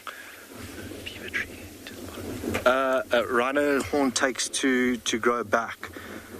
So I'd say about 6 to 8 centimeters every year. And, that's quite a bit of growth. So every about 2.5 years, closer to 3 years, they'll then go and shave those horns off again. And there you can see that it's done an unbelievable job of finding that black rhino, because they are really tricky to see. But there it is, standing in amongst these quarry thickets. Quite a significant growth of its horn. But compared to those white rhino that we were with earlier, I mean, very well hidden, out of sight and out of mind. And where it is now would offer a little bit more protection from the wind. You can see those quarries or eucalyptus blowing quite a bit in this wind this afternoon. This wind has been howling all day here and beyond Phinda. Just taking a bit of a break. It's been scent marking as it's gone along, so you might see a bit of almost looks like a mist spray every so often from the back of this black rhino. But if it lifts its head, you spoke about that noticeable hooked lip, might just be able to see it now as it walks off. Those ears also just fine-tuned, listening out for anything very, very sensitive. Ears, very sensitive sense of smell as well, as it pauses briefly, and it couldn't have chosen a better spot for us to see it. I mean, if it was 2 or 3 meters left or right of where it is, we probably wouldn't see it at all.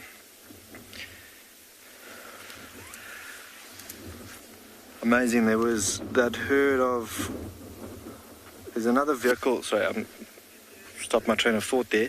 There was another vehicle coming to approach us now, and it's lifted its head now, where you can see both those horns now quite clearly. But the herd of buffalo below them, up in the grasslands behind them, there are quite a few white rhino as well that we saw coming in here. And I think all these animals just really appreciating this lush green grass. And here in the more mountainous areas, there's, with the water that runs off the mountains, the grass is a little bit more nutrient rich for these animals and offer a bit more or better grazing, should I say, for them. And yeah, the buffalo that are walking towards them, this black rhino has stopped where it is now to just take a minute to rest.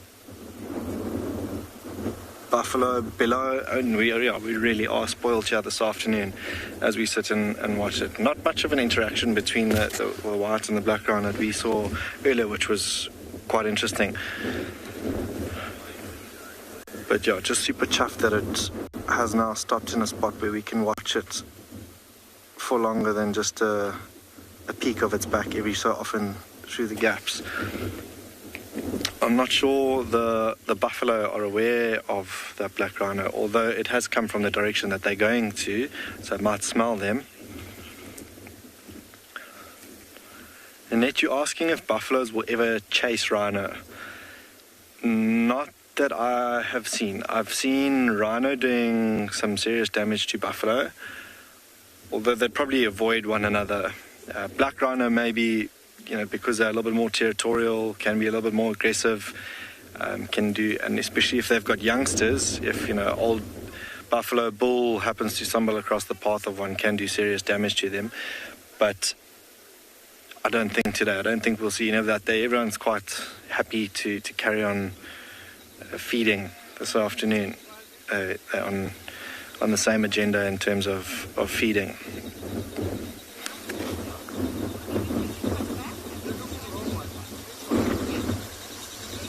But now you can see that eye of that black rhino, that as it pokes its head up, very, very small eye in comparison to the size of its head. And rhino don't have the best of eyesight, probably better than what we give them credit for. But just where it is now with this wind, it's able to sort of just use its other senses that it relies on a little bit more to just gather what's going on around them. It might now be able to smell the buffalo that are moving through the area behind it with the wind blowing from the buffalo to the rhino. But really, really magic to see. And I mean, out here, it's almost like a needle in a haystack. If it was lying down where it was, I think we'd drive straight past it. But super spoiled to see that. A couple of rattling testiculars making a racket behind us. Wind has actually died down significantly during the day today, which is also quite nice. I was asked today to find something special. It's my mum's birthday, so I'll give her a little bit of a birthday shout out, always much deserved. And yeah, from the comfort of your living room, live from the African bush, is this black rhino, which maybe, will, if it does carry on walking this afternoon, will eventually end up closer to one of the roads in an area that we might be able to get another view of it, which would be a treat. But just to watch them from a distance is also quite amazing. The scent marking, quite often stopping like we see here to rest. A couple of watering holes around now. Although something like a black rhino would rather choose to drink when watering holes are a little bit more quiet. They prefer to do that in the comfort of their own space and own time. So often very late in the afternoon or evening and into the night is when they'll go for a drink. And not so long ago when we were just coming out of in the height of winter, I'd say, really, really dry still, all of the watering holes drying up. In the early morning we found a black rhino caked in mud. It literally looked like someone had just put layer upon layer of mud on this black rhino. It must have been about 2 or 3 inches thick, but it was more than happy to do that in the early hours of the morning. So we might stick around here for a bit and see if this rhino doesn't move on. Otherwise we might move on and see if we can't find any other cats or maybe one of the predators this afternoon out here in the open areas.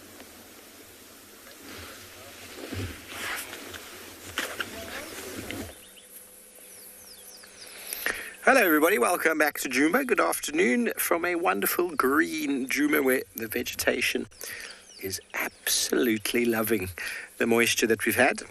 I've heard tell we've had over 100 mils of rain, which by October, in my reckoning, is a lot. If it keeps going this way, we could have a really, really good year. Watering holes are already looking good.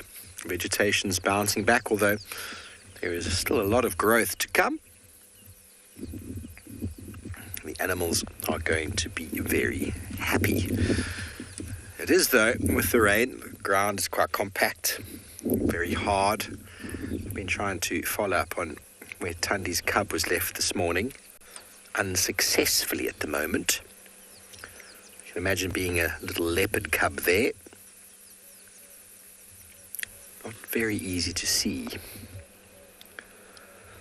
But the transformation, everybody, from when I was last here about a month and a half ago is quite something. Theo is obviously my cameraman this afternoon, and him on the back, he's been getting a bit lost because everything looks completely different to the desolate and dry Djuma that he was introduced to. And it is amazing how quickly it can transform.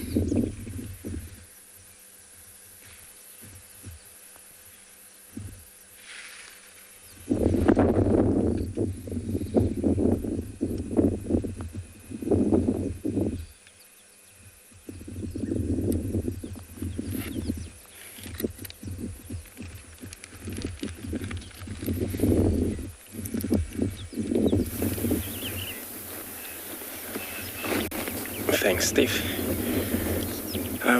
Now we come to this Chita Estate runway here. Come across this bunch of impala. And the reason I stop here just to look at them is because of how they're most concentrating on looking around. They're highly active animals. They always do something, feed. And could it be that because of where they are, it's slightly open. On the other side, the background is thicket. So we're not sure what happened here. I'm not saying that they've seen anything yet. I can't be 100% sure. Usually, when they see something, they would alarm call. They would do alarm calls for sure. And if they ever seen anything, maybe they were not sure about it, and they have to maybe take their more time just to look at what could be around them.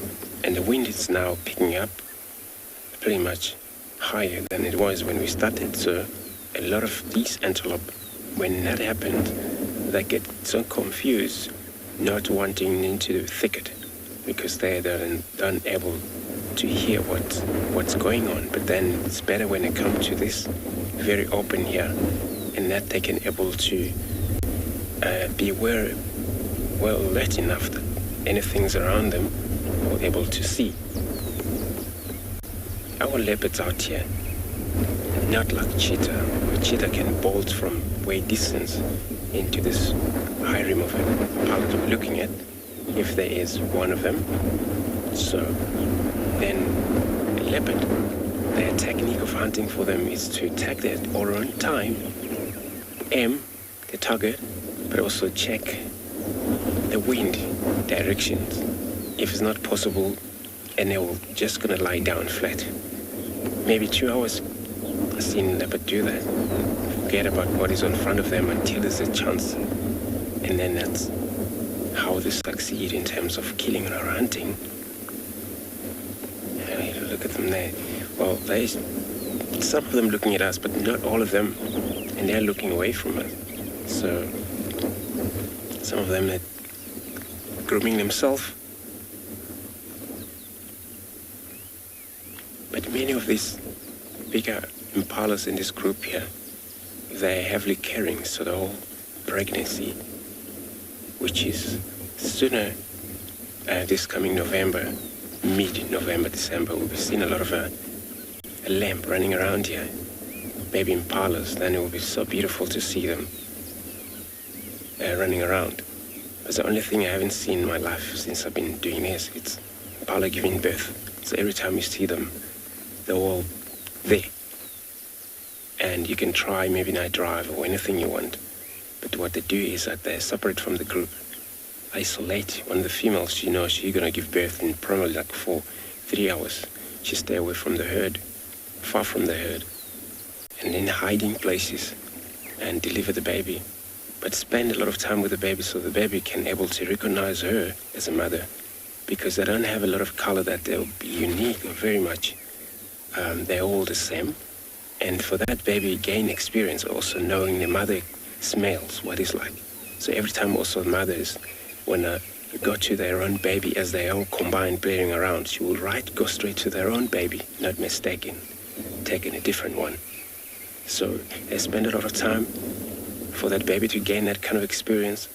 But when that happens, it's done. It's probably take a few 2 weeks sometimes, and before she return back to the group. And when she does that, and the babies all know what is happening in terms of also running, they can able to run. But I can tell you for sure, they're born very long leg. You see baby impala to think of long legs they got, and the advantage of they can run fast as well, away from the danger. and maybe 3 hours after birth, they can still survive, run away from the danger immediately for their mother. So I'm probably going to move around, see what they see. If nothing, then I'm going to move away.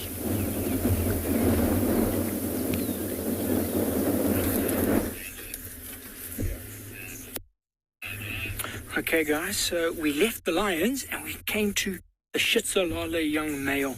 Here he is walking straight towards. You can hear a whole lot of birds, alarm calling. So Rowan, who was on last week, found him lying on a termite mound. We just got here now. You can see him starting to move around. It's just so exciting seeing him active at this time of the day in the light. It's incredible. Still quite young, so maybe he's a bit more inexperienced, so he's walking around looking for hunting opportunity. He doesn't look too full. We are going to move. Odie's going to do his best to keep the camera steady. Let's see where he goes. We'll stop over. No, we won't. We'll go forward. But so incredible. As I said, it is cooling down. There's a bit of a breeze. So we do have him moving. We're going to lose him a bit now. I do apologize, but we'll get him back. I'm hoping he's going to go drink here from one of these water holes that you can see. Okay, we're going to stop over here. Here we go. So, can you see him there, hey? I mean, see now when Owen zooms in, have a look at the camera further to the right there, Odie. Just behind the bush. There we go. There you can see his head very well hidden, though, because if he is looking to hunt, he wants to stay as protected as possible. So you can see in front of him, it's just open grass. We've got these pan systems here full of water from the rains we've had. So he stops in the cover, looks around, see if there's anything in front of him. See if there's anything he wants to stalk or he wants to hide from. Nothing there. Fantastic. Out he comes.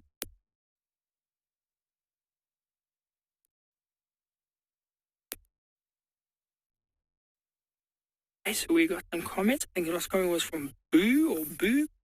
He's a nice looking leopard. I mean, it's a stunning looking male. Look at his coat, almost in perfect condition. He's going to drink now. In perfect condition, especially in this light. I mean, that sun is in the shade now, obviously. But the sun shining on his sort of golden coat, just incredible. Oh, he might come and drink so we can see. That is going to be awesome. Look at the reflection in the water as well. I apologize if you hear my camera. That is just incredible. I mean, you know, you can see that sun shining on his right-hand side, just lighting up his coat there, lighting up his eye. Beautiful.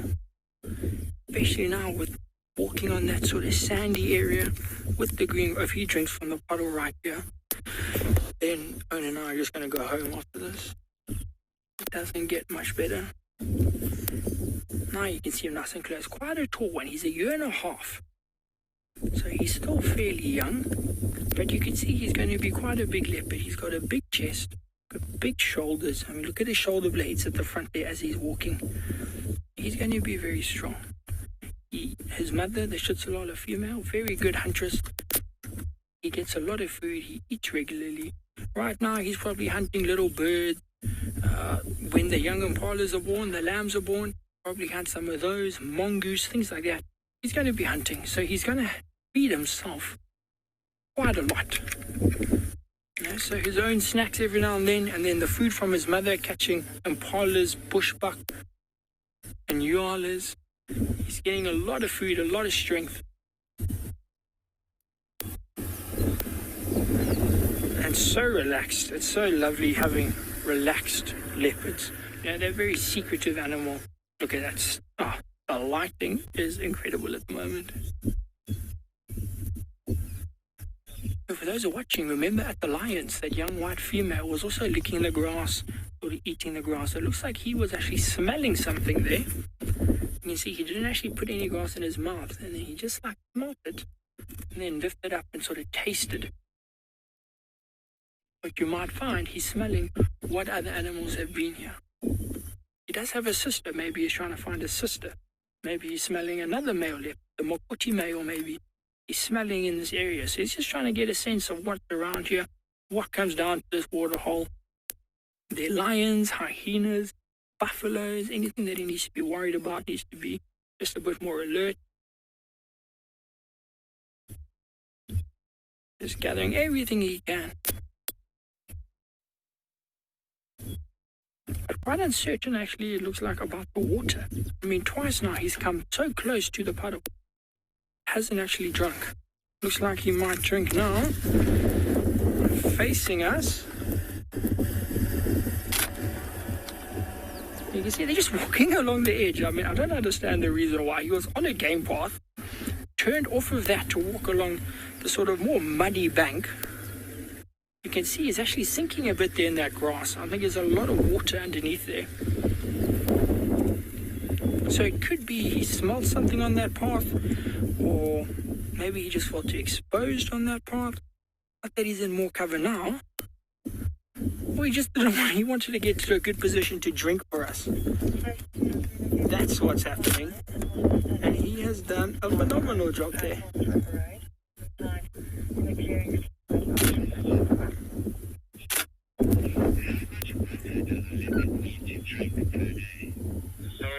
Okay, so we got a question from Bridget wanting to know how much water a leopard will need to drink per day. Bridget, it varies greatly. Not a lot. You know, leopards, lions, predators, they don't drink a lot of water. And like we've seen him here, he had maybe 2 licks of water there, not much. And you must remember, Bridget, when they eat, they do actually get a lot of liquid from the blood of the food that they eat. So a lot of their moisture intake can be from blood. So you'll maybe find a leopard, and if a water hole's close by where they are, they might go drink there at night, maybe once a day they'll go and have a drink.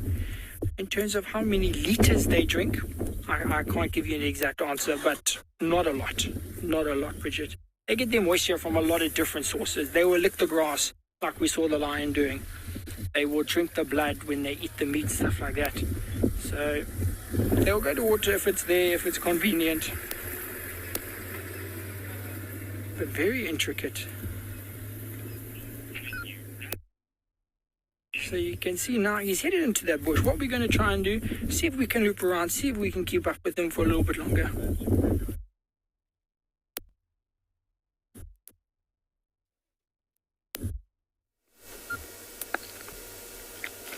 From the leopard to our lone elephant bull. Now these bulls, sometimes they walk alone, sometimes you see them in bachelor herds. Once a bull has left his natal family, he will join other bulls in a bachelor group. But then they have different of equality in complex social organization sometimes. All bulls can accommodate these bulls being solitary more easily. So the younger bulls associate themselves with these bigger bulls because of mentorship. Those older bulls are more experienced and they mentor the younger bulls for a rite of passage as they carry on walking from home ranges to home ranges. But sometimes you find there's dominance in rank amongst the bull in a given area. So to attain a rank, these bulls have to go into a sparring fight,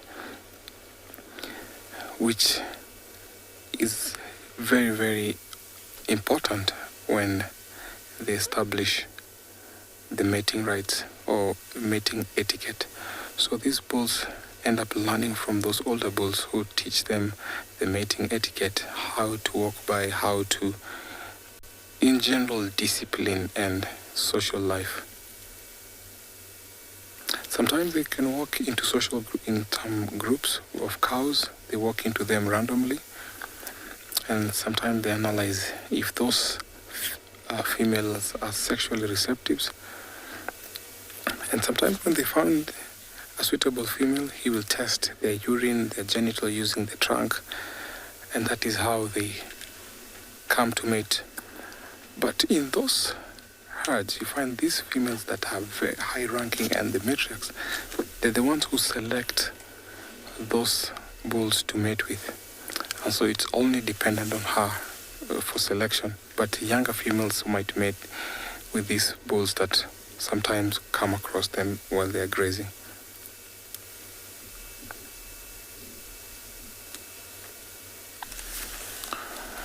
So I'm sure there might be some other bulls not far from here. And if not, he'll be walking to other areas where he can associate himself with other bulls and maybe elephant herd. Earlier on the show, we saw a big herd, and I'm sure he crossed over, walked with the herds, and then they carried on off to their respective grazing area where they will come back again tomorrow. So we always see the movement of elephants coming back and forth to the swamps and to this savanna.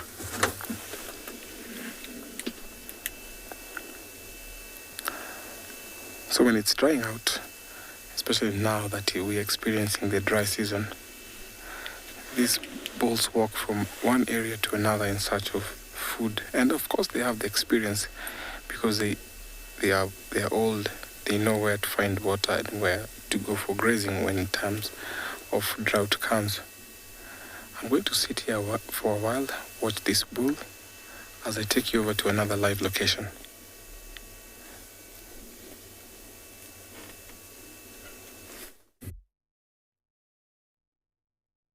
Okay, so we managed to get another view of this leopard. So it's a bit hard because of that tree in his way, but we don't want to move the car yet because it looks like he's trying to stalk. Now, just judging by his body language, he walked, he stopped, he was staring somewhere, he moved very carefully forward and then sat down. So I think he's looking around. Maybe he smelled something. The wind is blowing from our left, so from his left towards him. Maybe he smelled something up ahead. I can't see anything, but their sense is much, much better than ours. I think looking now, he's skinny. He's looking skinny. He is hunting. He might have seen something. We had reports of a carcass.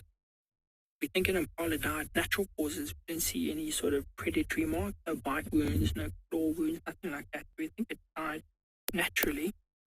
But that's about 1 kilometer away from here. He hasn't smelt that yet. But you can see now he's laying down, he's grooming. So we're going to reposition a little bit just so you can get a view of his head. So you can see what he's doing. It's not going to take long. Just like there, I think should be fine actually. And now watch as we zoom in how well hidden. I get to the left there. How well camouflaged that leopard is. In there amongst that greenery, this yellow, white, and black leopard just blends in. So you can see whatever caught his attention earlier. Obviously, he decided maybe it's not worth the hunt or too far away. Whatever he decided, just not worth. Now lying down, just grooming himself. We've been very lucky this afternoon with activity. I think it's got a lot to do with the breeze that we have. It's quite windy. You can see all the grass moving in the picture. And that lowering the temperature quite a lot for us as well as the animals. And that has led us to see those lions moving, see this leopard moving, looking at opportunities to hunt. Even grooming like this is very, very important for the predators. You often see the lions, the leopards, before they get up to move, before they start hunting, they will groom themselves. The lions will groom each other. And it's all just part of the getting ready phase. You know, getting little sticks out, getting perhaps a thorn out from his toes as he's been walking, getting ticks off, keeping himself nice and clean. It's also a good sound for us. I'm sure you've heard before. It means it's a sign of activity. I wouldn't be surprised if in the next sort of 5-10 minutes, he gets up again, carries on walking. And that's what he will do for the rest of the day. Most likely the whole night until he finds a kill, until he makes it. He'll walk, groom, hunt. Most likely unsuccessfully the first time. Stop, groom. Okay, that's a very interesting question from Greg. Greg wants to know how far a leopard can see. So Greg, they do have very, very good vision, both in the day and at night. But you can imagine, if you look at the area that we're in here, a lot of bushes, there's a lot of grass, there's a lot of branches, stick leaves, stuff like that, Greg. So, here, this leopard's only seeing maybe 50, 60, 80 meters, what you can see now, just due to how thick it is. If he was in the Timbavati River and looking straight down the river, you'd probably see a few hundred meters even. And the eyesight is very, very good. But then you also got to remember, Greg, they detect movement. Their eyes are very, very good at detecting movement. That's why you'd often see a prey, something like an impala, duiker, steenbok, or a bushbuck, whatever it be, would actually freeze. It would stop. Because predators struggle to see things when they're still. They blend in. These animals have camouflage. So this leopard, he can maybe see, let's say, 200 meters in a very open area, but he's mainly looking for movement, Greg. That is his main detecting movement. Looking for an impala moving through the bushes, picking up on that, and then getting closer. But very seldomly will they hunt in the open. This is the perfect area to hunt in. There's lots of cover for the leopard, shade. It's more grass as opposed to dry leaves and sticks that might make noise. But here, he's relying more on motion detection than far sight.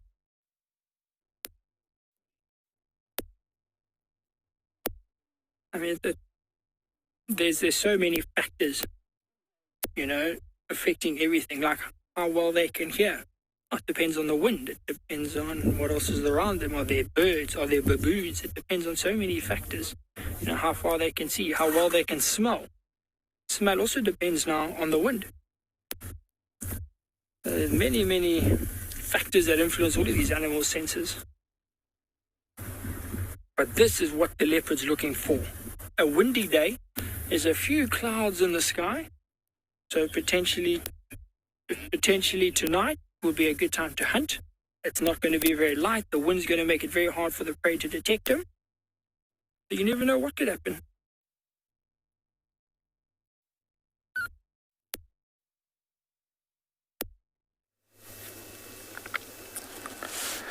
Back to our elephant. You can see he's flapping his ears. He's enjoying the grass, pulling it very slowly, taking steps by steps.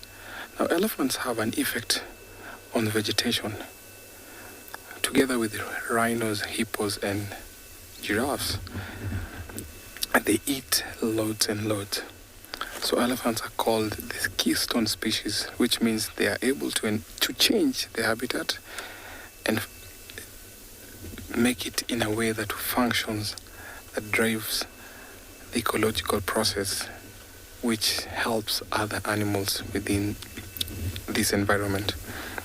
And that vegetation also gives the others opportunity, because when they walk like this, they eat loads and loads. So there's some seeds that cannot germinate freely if they drop on the ground. But once they pass through the elephant's stomachs, they will very well remove the cast, because the elephants don't have a four-chambered stomach. So whatever is eaten is not well digested. So sometimes people call them the greatest destroyers of trees, second to man. But I love saying that they are ecological friendly because they help in seed disposal. Their droppings and large quantities of dung, and they play a major role in the recycle of nutrients. So this dung can also act as manure when they are walking around, when they defecate. So a dung pile can sometimes have small seedlings that shoot up, and after the rains, like sometime we have, at this time of the year, we have small amount of rain. So those seeds that are in the elephant dung can germinate with the help of the dung, which is manure. So those dungs have unproportional seeds, undigested seeds. So this can provide nutrients for other animals, such as baboons. We've seen baboons foraging on elephant dung. We've seen mongoose. We've seen guinea fowls. Oh, there's a hyena who's passing by. Maybe it's that time of the day when hyenas are beginning to be active, or maybe he smelled food somewhere else. Although they are known to be nocturnal, you'll see them during the day. So I was talking about dung. So that fiber of the dung also provide nutrients for species such as termites. So when you talk about termites, they also play an important ecological role in this environment. Also, when you talk about insects, these dung beetles. Dung beetles also have a relationship with dung. They carry out their nest for food. So whenever there's a dung pile of elephant dung, you find dung beetles coming to build a nest where they'll bury balls of dung inside those nests. So elephants play a very important role since they are the keystone species in our environment. As you can see, he's got mud on his side of the skin. That is one way of cooling themselves. And sometimes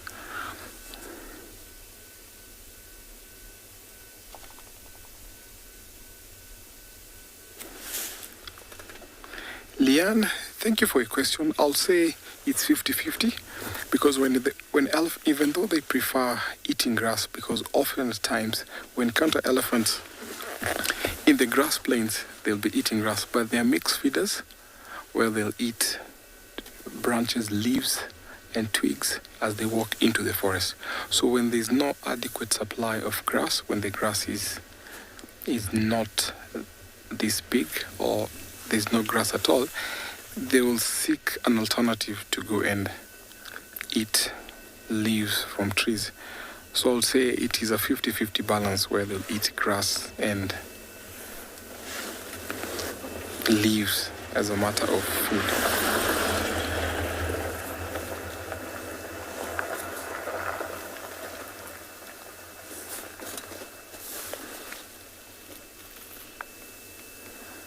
Slowly turning back. So the small trees that grow there, the elephants love pulling them out to eat the roots, from which they are so nutritious to them. And of course they form a big part of their diet.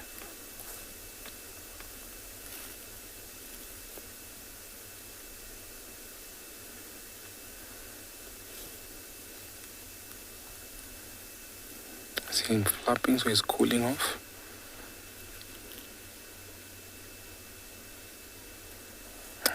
He's a magnificent bull.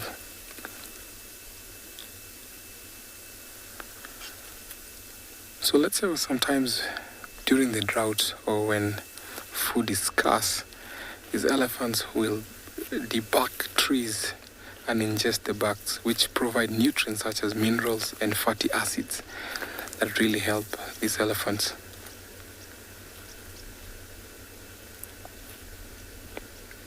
Sometimes you see them pushing down acacia or thorny trees. Despite them having very sensitive mouth, they can tolerate thorns.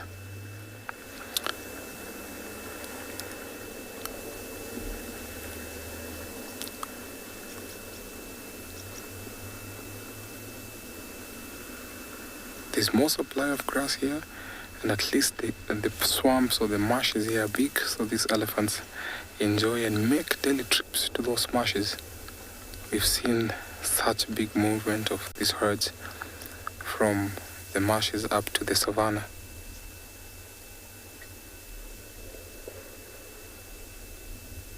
Look at how muddy his face is, his body. He's just from a mud wallow.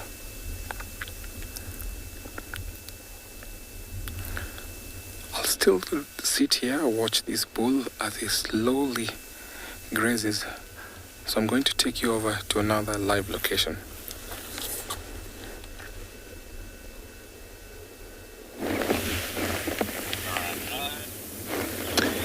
Thanks, Kim. Here now, this is one of not a stranger. It happened where you come across the body lying down of the animal, and you don't see any predators around. And this is one of the male, looks like was a male, beautiful male impala, but it's lying there. We just saw how we spotted was a tawny eagle feeding on it.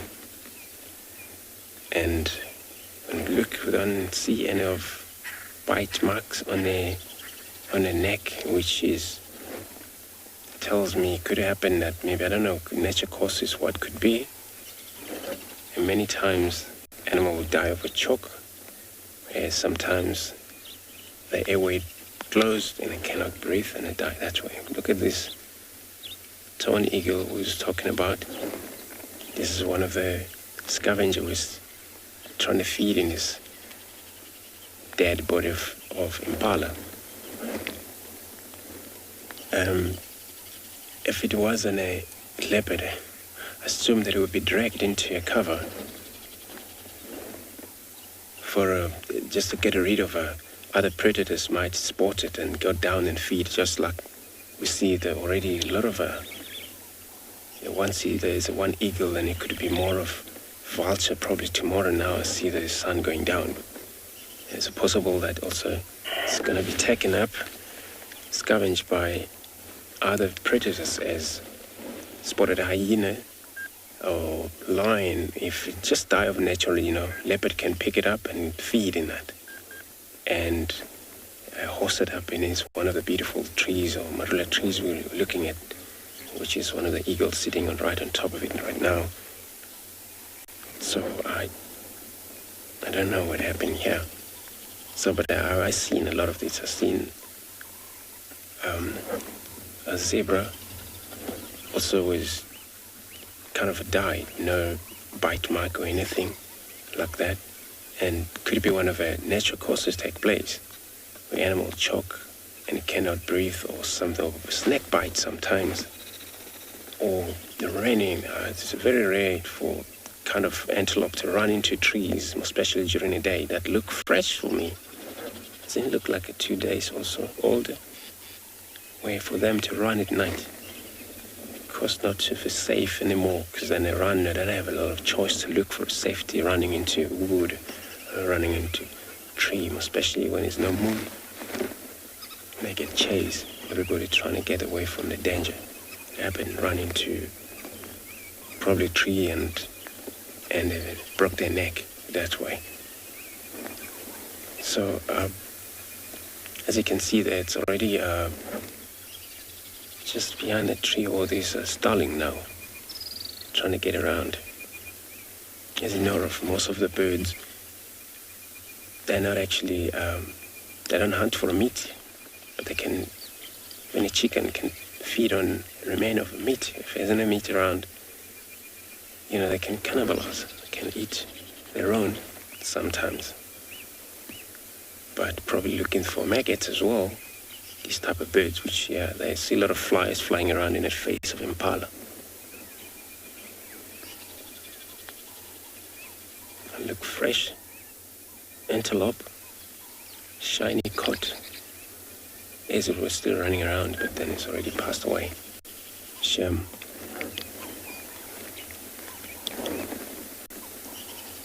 Well, it's a lot of nutritious for this antelope to be mobile, feed, and it's still not a very dense bushes that they will be confused in terms of looking out for their own safety. But if it's a snake, of course, this is one of could be anything like mamba, or most mambas capable of bite and leave it. Animal die like that on the ground.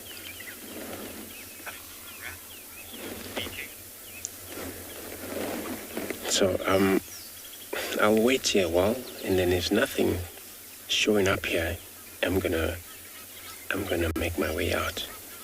But we're gonna maybe try and investigate another time, maybe tomorrow, to see what happened.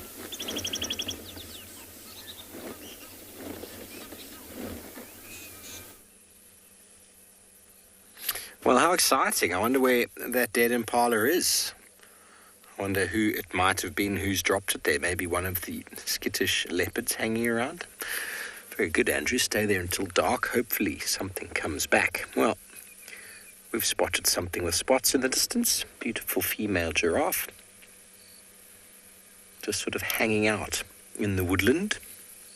I think it's a female.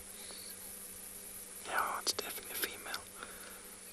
Theo said earlier on this drive what he wanted to see was 2 giraffe necking. So, first of all, you need 2 giraffe to do that, and second of all, they need to be male. So, unlucky Theo. I'm not going to get it now.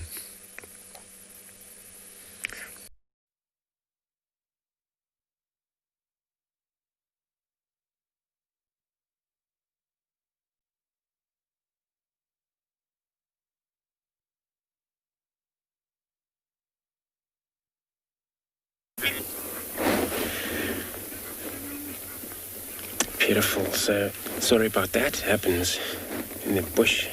Things happen sometimes. Lost signal. So we're still sitting here. I haven't really decided to move yet. Like I said, I'm going to just wait for a while. And now, Tony Eagle also taking it easy. And not looking around. You know, they're all just a very relaxed bird. And then after we're gone, this bird is going to come down here and feed. Well, I think I'm going to leave it soon because this bird also trying to get its meal before. I don't think that bird has been feeding on its meal for a long time because they only hunt by flying up and then pick up the thermos.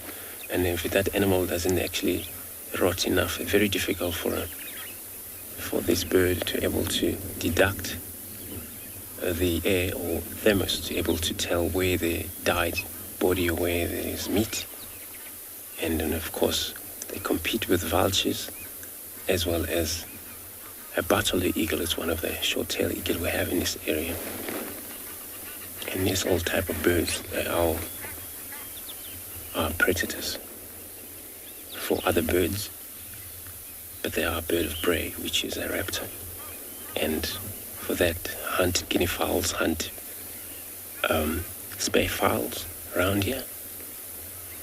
And that type of eagle, they don't mainly go for a snake because there's only one unique eagle or 2 type of eagle I know of in this area, brown snake eagle and a white-chested eagle. And those are the one well designed for their own special talents or legs are all scaled up and they will prey on any type of a snake, including a very toxic snake as well. And yeah, I'm gonna probably make my way here as nothing will show up for us here. I don't want to waste time for that eagle. We'll go away.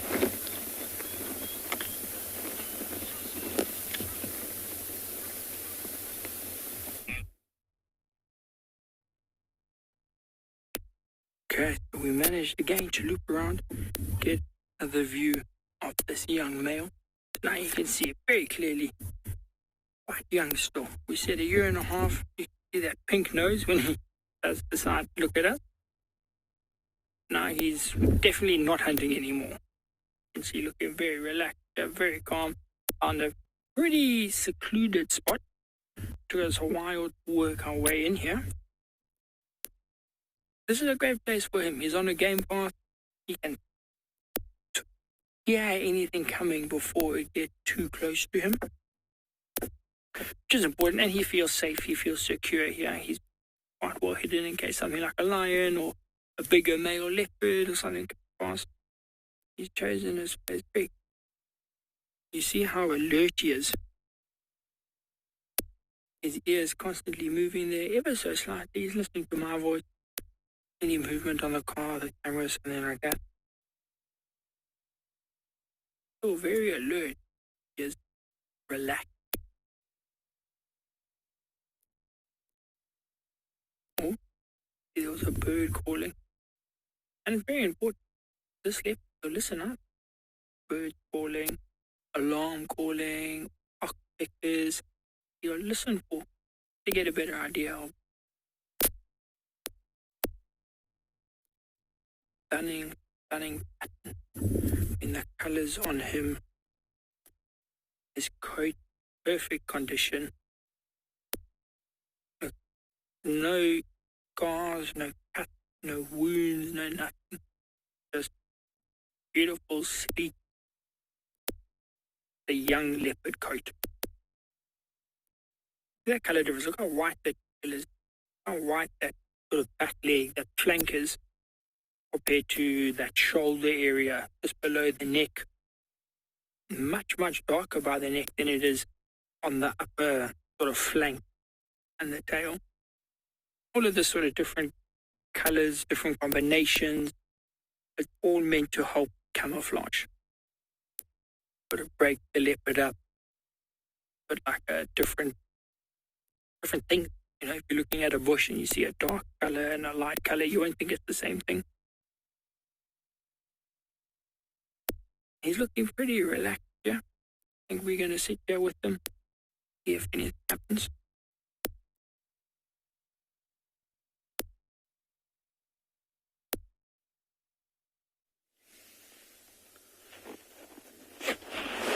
Guys, so we almost had the perfect timing. But very good news. This is the mother of the 3 small cubs that we were with earlier. And she has just made a duiker kill. You can see how she's still heavily panting.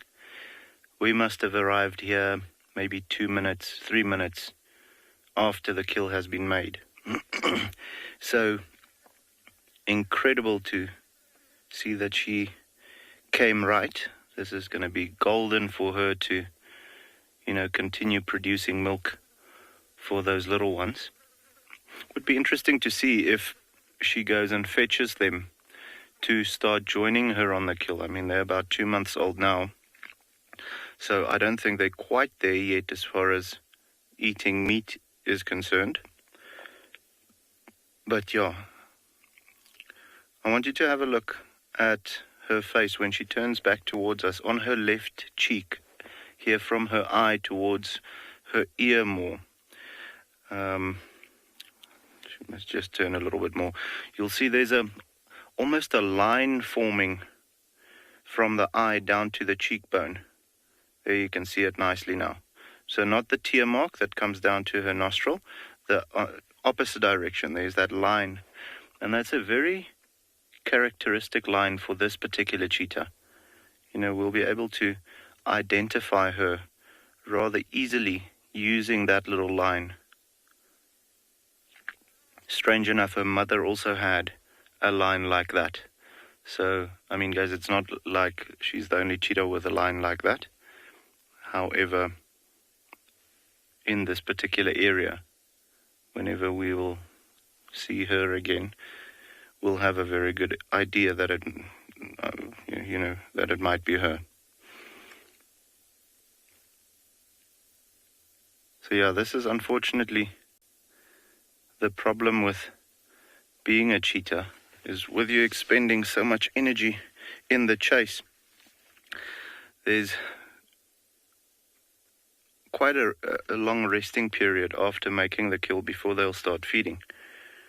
So I can see there is a drag mark coming from the duiker's bum, so she must have killed it a little bit more in the open, dragged it into the shade, and now she's just resting before she starts feeding again. Well, not again, before she starts to feed. And this is a perfect sized kill for her to have as far as, size-wise is concerned.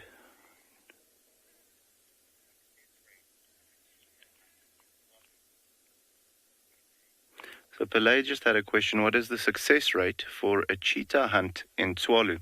Pele, our cheetahs, obviously you get the better hunters and then the not so good hunters, but from what I've seen, they're rather good.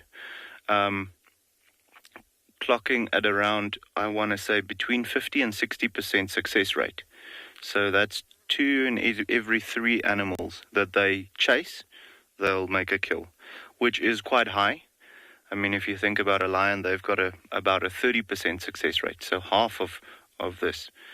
But, with them having the speed and also a little bit of a smaller prey animal that they go for, also choosing their targets right.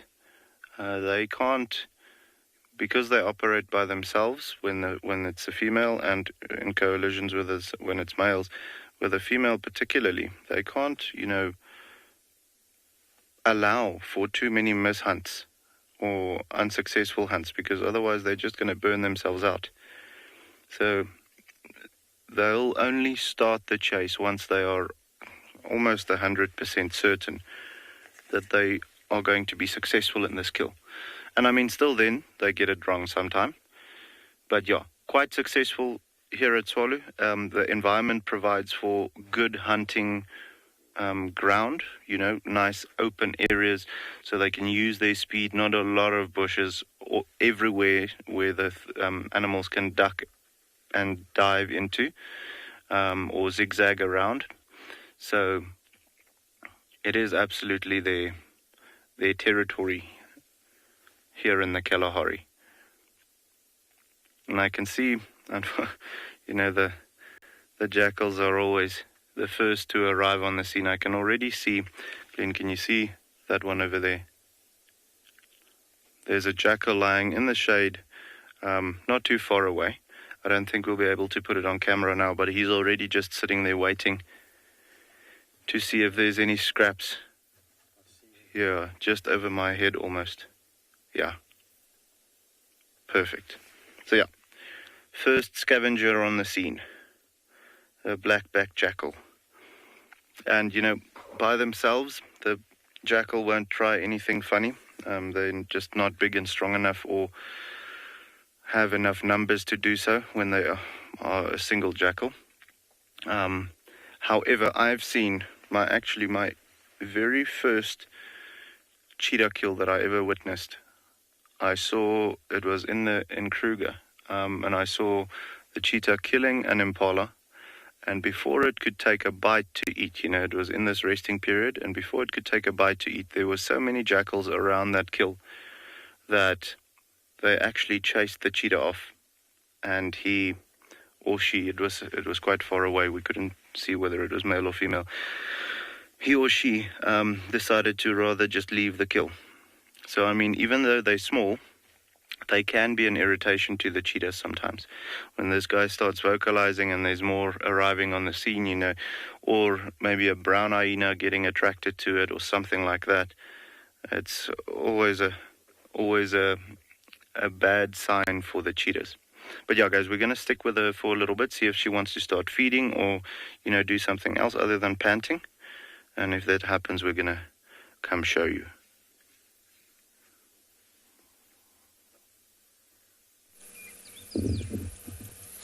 How amazing. Cheetah. Haven't seen one in some time, but yeah, we've got a red-crested korhaan. Top of Termite Mountain is starting his call.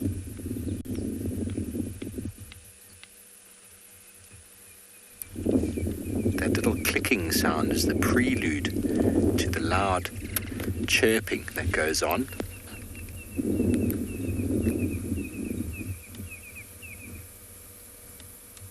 Actually hear him, others in the distance.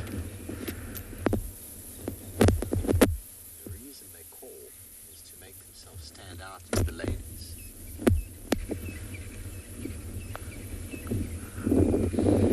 He's quite nicely elevated here. While we're waiting for him to do something, can you jump to the tree directly behind? There's a bird sort of directly at the back there, Theo. Yeah, there we go. The ground scraper thrush just flew up. Oh, there's flew off. He had a whole lot of green material in his beak. He's obviously going to go build a nest. It's a time before breeding for many birds.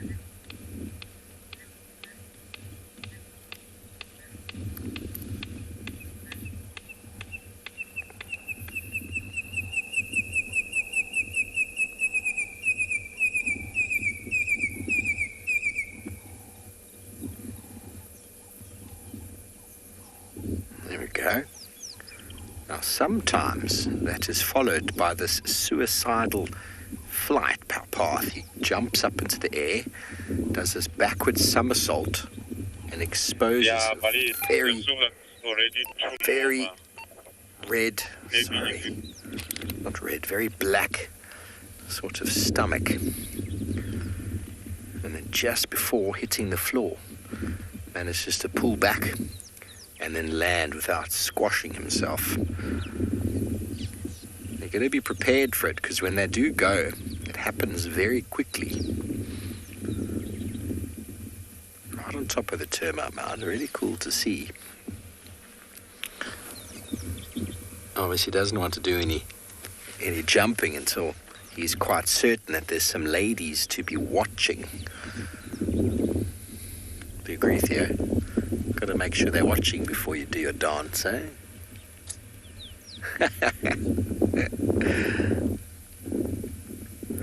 So it starts off with that click that you probably didn't even notice it was coming from him, the click.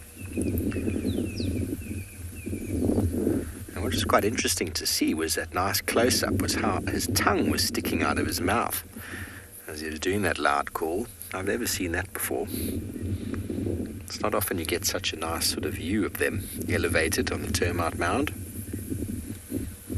I'm sure he's going to start again.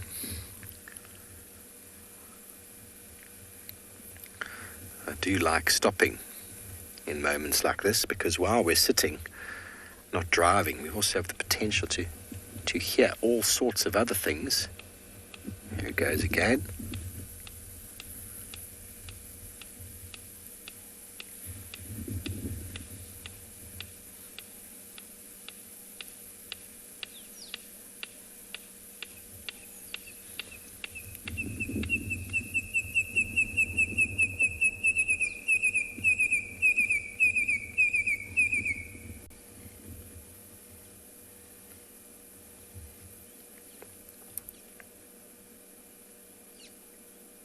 Very impressive. Very camouflaged, so it's loud noises that they make. Let the females know they're around. And then that skyrocket of a flight crashing down with the black belly makes them very obvious. Quite something to see when you're driving along. You just see these black balloons flying up and then falling down again. Does make them stand out properly. Hunts who love learning bird calls, well, it's really nice to be able to show you the bird actually doing it. And that first bit that he was doing is something known as bull snapping. There's a few birds that do bull snapping. Grey-headed bushshrike, chin spot batis are two off the top of my head.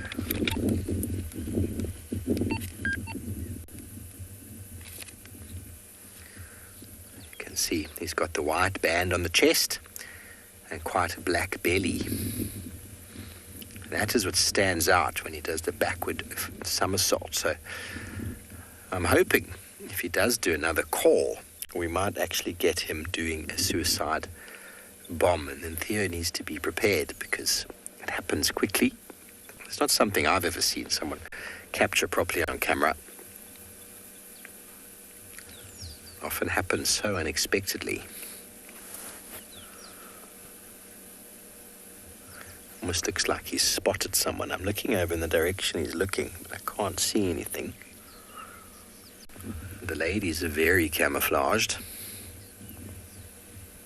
There we go.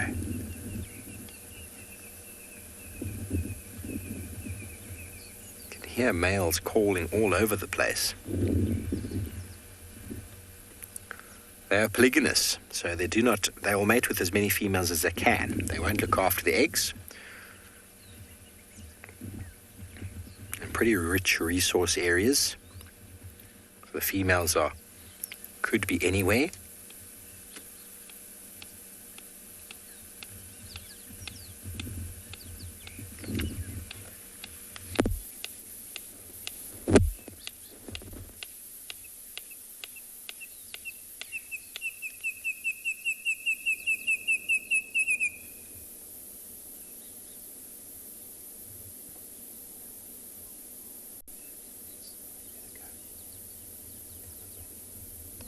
Actually look like he's snapping, does it?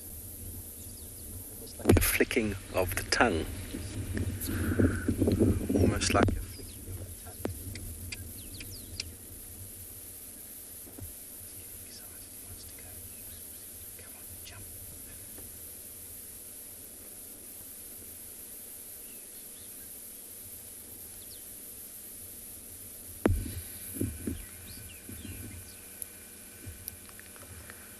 So the red-crested korhaan in the breeding season, it's not always seen, but this time of year, you can often push out these beautiful red feathers at the top of the crown. They're actually flat right now. I've only ever seen it once on a bird. I've seen many of these red-crested korhaans, but I've only ever seen the red crest once.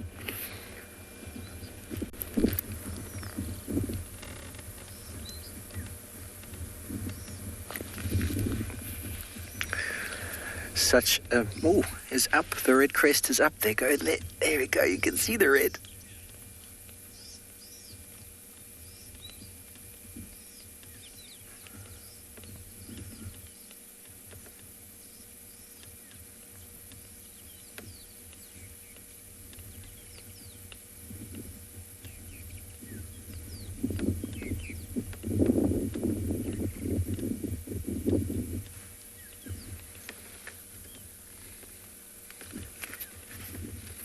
So nice to see. You see how it like vanishes on the back of the head there?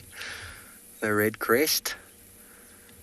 It gets excited, it pops up. So second time for me seeing it. It often will come right up like a wattle around the back, like a crown. He's getting excited now. Maybe he can feel the eyes of some ladies on him.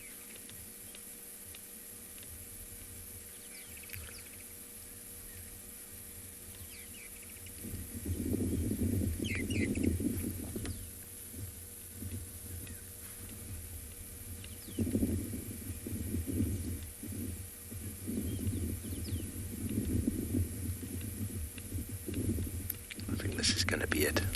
This is going to be our one. Remember, this is live, everybody. You never know what's going to happen.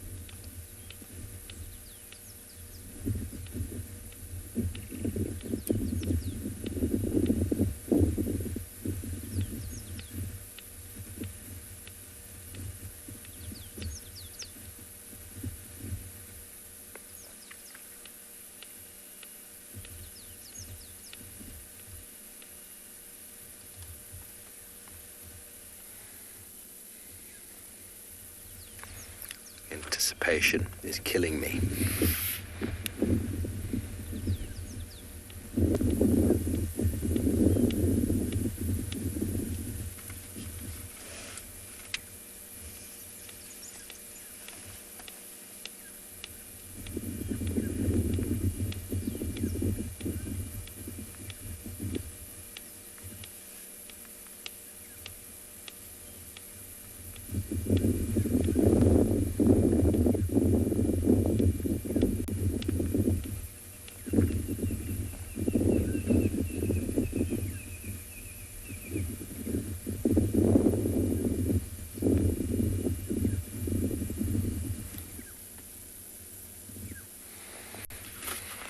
So Thea and I are going to spend a few moments here and see if this fellow ends up doing his suicide dive bomb.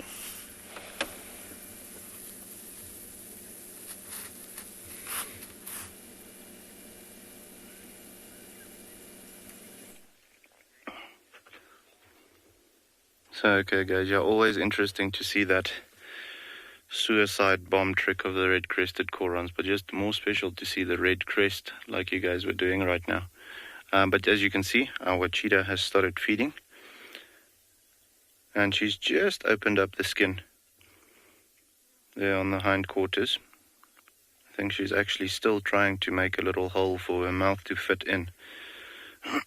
You can see how she's using that carnassial shear, you know, what we have as our molars, to slice through the skin there at the back, to just open up a little bit over there. There she's in now. There we go. And you'll find that they'll typically, but that's with lion and leopard the same. You find that they typically open up the carcass there on the bum. It's nice and soft meat. It's also a direct line to the chest cavity, which they can then go in for to, get to the liver and the kidneys and the heart and the lungs. They love feeding on those internal organs. They won't really feed on the large intestines and so on, just because that's going to be full of leaves, so not really their cup of tea. But the liver especially is golden for them. They love going for that. And then, keeping the skin on the carcass for as much and as long as possible. Just to keep in this heat, it acts as a little bit of an insulation against bacteria and, the meat turning and those types of things. So the longer the skin can stay on a certain area or surface of the meat, the longer that meat will then stay good. With cheetahs, it's not as important for them, just because they typically fill their belly in a kill, and then by that time the scavengers are in such high numbers that they leave whatever's left after filling their belly like that. With things like lion and leopard, that is more important for them to keep the carcass as fresh for as long as possible.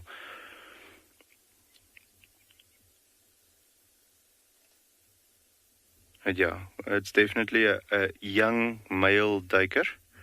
I could see the little horns now when I was looking at the head with the binoculars, but that's not the important thing now. Now we're looking at how beautiful and how special it is for this cheetah to allow us to look at her feeding, and from not too far away. We're probably about 30, 40 meters away from her. So very cool to have this sighting.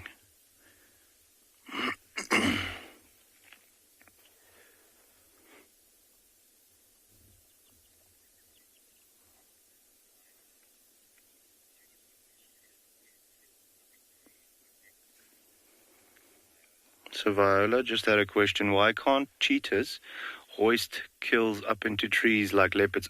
Viola, there's a couple of things that plays a role in that particular question. So first of all, a cheetah can't really, effectively climb up and down a tree.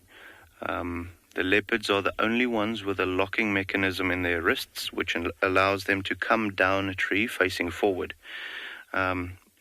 So a cheetah doesn't have that. So you will find them climbing into trees, but that's most of the time lower trees with horizontal branches, which they can just jump up into. The other thing is they don't have retractable claws. As you can see now, they're on her paw. Those claws are out all the time. So to act like running spikes to just add a little bit more grip when they're traveling at those great speeds. So with that being the case, the nail or the claw constantly gets worn down, so it's not as sharp for her to be able to, grab a hold of the tree or the bark and pull herself up. And then the other thing is, with cheetahs not having as strong of a body, especially when it comes to the upper body or the legs, their legs are quite thin, so not a lot of muscle. With them being designed for speed, they had to give up the muscle to be able to have that speed. But with that being the case, they are physically just not strong enough to take themselves and a kill up into a tree to get it to safety. So, a couple of different things that play a role in that particular factor. You'll rather find them dragging it under a bush like she did right now. Or even into a thicker piece of, blackthorn thicket or something like that, to be able to hide it if she is, in between feeding or so. but unfortunately they won't be able to take it up a tree. Maybe a scrub hare, but you know, with them growing up, not taking kills up into trees because they're not able to, they don't think about it twice. They just feed on it on the ground. So yeah, the leopard's the only ones that can really, of the big cats now, that can really effectively take their kills up into trees to keep it safe. I love those amber-like eyes, those deep brown eyes of a cheetah. It's just, it's stunning. She's really tucking in now.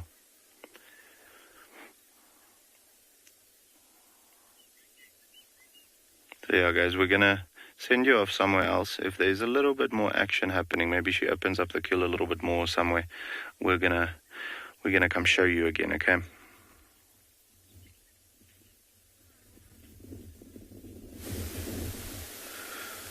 Welcome back, everybody, to And Beyond Phinda. We're talking about taking things up trees, like a leopard would hoist a kill, to a sunset and a tree in the foreground, just watching that sun disappear behind some clouds and then eventually behind that mountain range in the distance this evening. Actually spoilt in places like the Masai Mara. It's probably dark already in your picture, but we still have a little bit of sunlight left here on the east coast here in South Africa at Phinda. And just listening, there's quite an interesting bird. You might not be able to hear it because of the wind. There's still a little bit of a breeze around, but that Deelwald managed to film doing the specific call. He might have described it as a champagne call, but you hear that every so often and a bit of like a croaky start to it. But that's a black-bellied bustard that you hear calling as we watch that sun set in the background. What a beautiful evening here on And Beyond Phinda. It was quite a treat to see. You've come out to an area where, you know, if the stars align and we strike gold, we might be so lucky as to find something like a pangolin nowadays here in these areas. So we're going to keep a lookout for them. Now as the sun starts to set, I know we spoke about things hoisting kills in trees. Things like leopard could definitely be starting to wake up and get a little bit more active now. Lions as well. So we might just drive around. Nice to watch that sun disappear behind those clouds. Might just drive around a little bit more and see if we can't find any of those predators or scaly mammal in the form of a pangolin here on Phinda. But what a magic evening. The wind has died down somewhat, still a little bit windy, but luckily it's died down, so maybe even some of the other animals, rhino and the likes, could come out and into the open to graze. Let's see what else we can find this evening.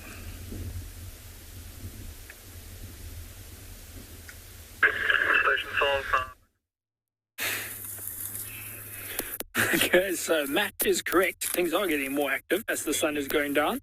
You can see here, the leopard literally just stood up and started another little walk. So there was a whole lot of birds that started calling. We're going to see if we can follow. A whole lot of birds started alarm calling. And that attracted his attention. And that's why he's now sort of up and moving. It's also, as Matt was saying, it's getting darker.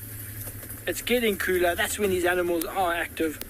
So now is a great time for him to be moving.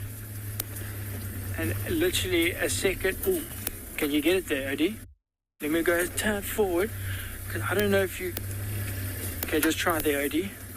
So if you look very carefully, guys, you're going to zoom in. There's a francolin just on the right-hand side of the leopard. Go a little bit right, Odie. But just there's a francolin. I don't know if you just saw it dip down there. The francolin there. I think the leopard is trying to stalk the francolin. We're just going to wait. I know this tree's in your way, everybody. I do apologize. I'm going to stay here for now because the leopard's going to move soon. Give it 1 minute. If he hasn't moved in 1 minute, then I'll move the going down. So let's move the car a little bit.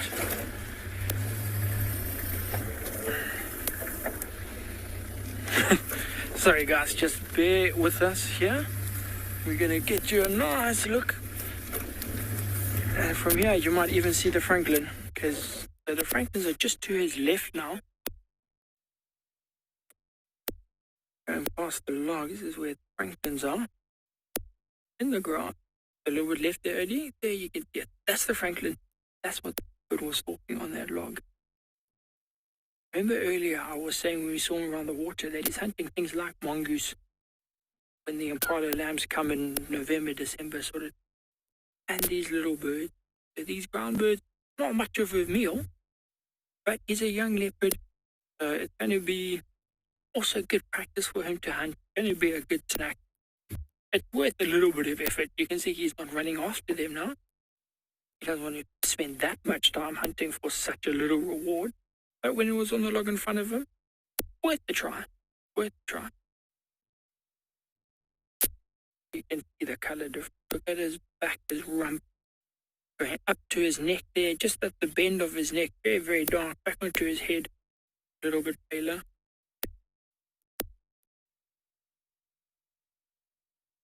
A very interesting question from Chris. Now, Chris wants to know, are leopards bigger than cheetahs?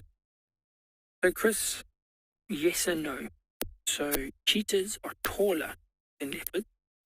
Leopards are more bulky than cheetahs. Leopards are a lot more muscular. An adult leopard, a big male leopard will be weighing maybe a big male 80 to 90 kilograms, where a big male cheetah will be maybe 60 kilograms. So quite a big weight difference. But if you're talking about height, the cheetah is taller. As I said, the leopard's bulkier. Also remember, the leopard needs a lot more muscle. The leopard's not climbing up a tree with an impala in its mouth. You know, that requires a lot of strength. I would say leopards are bigger. Cheetahs are taller, but leopards are bigger, Chris. Like the leopard, I was saying to OD yesterday, the leopard is a perfect combination between a lion and cheetah. You know, lions are big, brutal, dominate. Cheetahs are a lot more elegant, a lot more graceful looking, a lot more sort of, look more like royal. And then the leopard is a combination of both. He's got that brute strength, got that sort of dominating aura, but still got the beauty of the cheetah in terms of the patterns, the coat, the colors, grace, the look. The leopard is the best culmination between the two. Especially one like this. And just a stunning young specimen of a leopard. And I heard one of the trackers here earlier saying that so they were tracking this leopard this morning as well as the mother. So apparently they were following track here of this young male and his mom, but his mom crossed over the river. So from here, where this leopard is to the river is maybe 150 meters. And she obviously left them here near that waterhole. And she went off to hunt, maybe get the sister, and patrol her territory. And then she might even come back here a little bit later tonight when it's dark. See where he is, join up with them, maybe go hunting together, let him watch, let him practice, or even just check up on him and then carry on. Because now we were talking earlier about the lions. I don't remember who asked the question, but saying that, you know, when do the young male lions get out of the pride? You know, it's between sort of 2 and 3, 2.5, 3.5. And it's the same for the leopard. He's 1.5 years now. So within about a year, probably less than that, he's going to get kicked out. And he's going to have to become independent. He's going to sort of stop hunting for him. She's going to start fighting him when he tries to get the food, chase him away. And he'll stay on Ngala for a while still. And as he starts to get a bit more older, he'll get chased off and have to go into one of the surrounding reserves. So these times now by himself, he might be by himself for a day, 2 days. And it's very important for him now. He's learning to be independent. He's learning how to hide from things. He's learning how to fend for himself, how to search for food. And it's all vital training for him. But I think he's just going to lie here. He's just going to be relaxed. We might sit here for more minutes.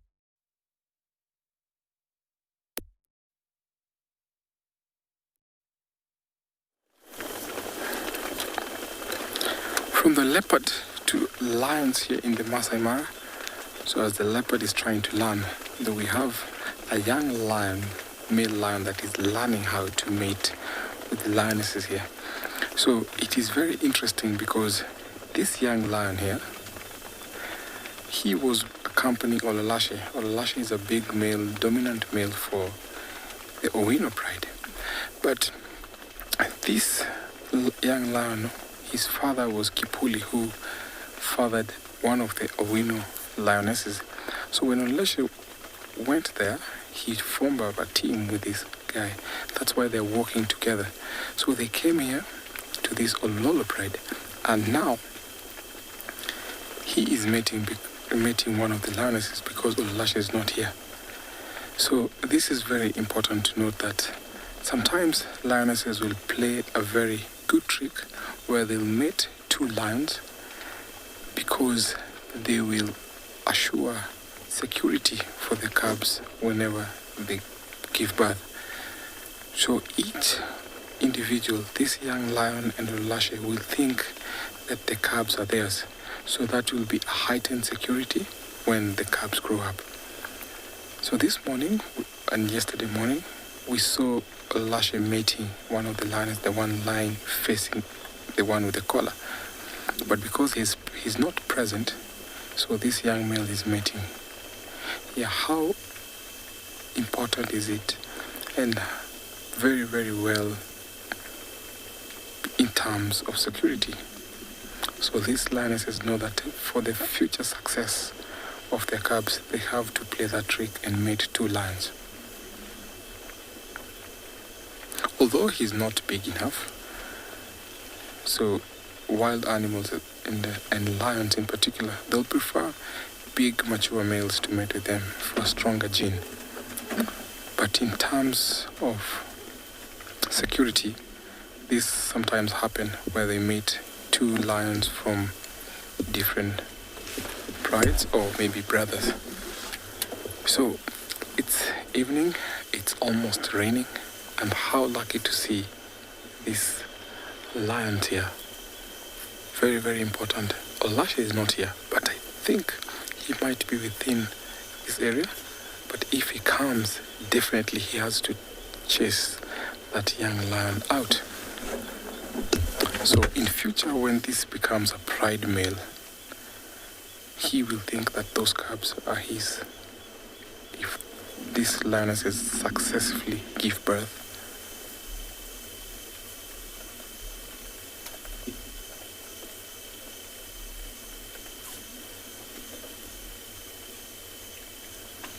so nice, peaceful. I don't know what she's seen. Maybe she might have seen some prey.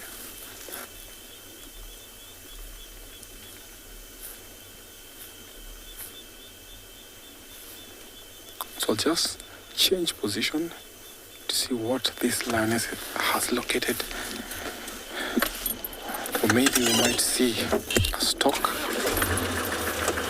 Or maybe you might see a hunt. So let me just change position.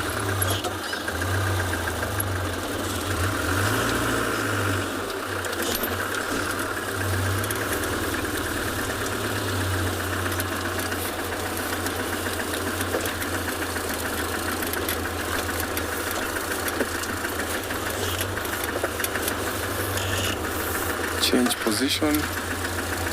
She's walked in front of these two lions.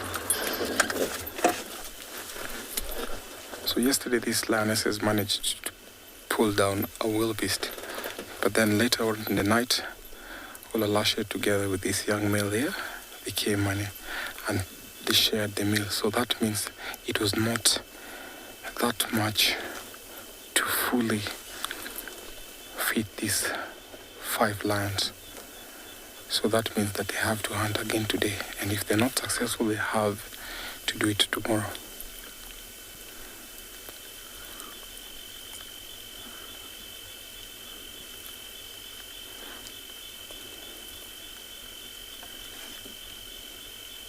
Lovely sound of the crickets.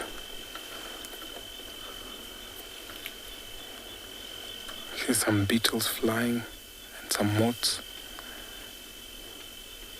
Maybe she did not see anything, but she was just curious, or maybe whatever she's seen is way too far, so she's choose to relax.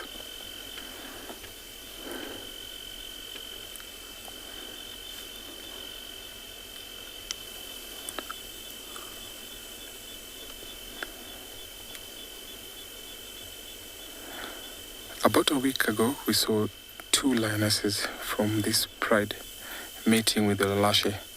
So that means these lions have a very good security when they have to give birth to cubs.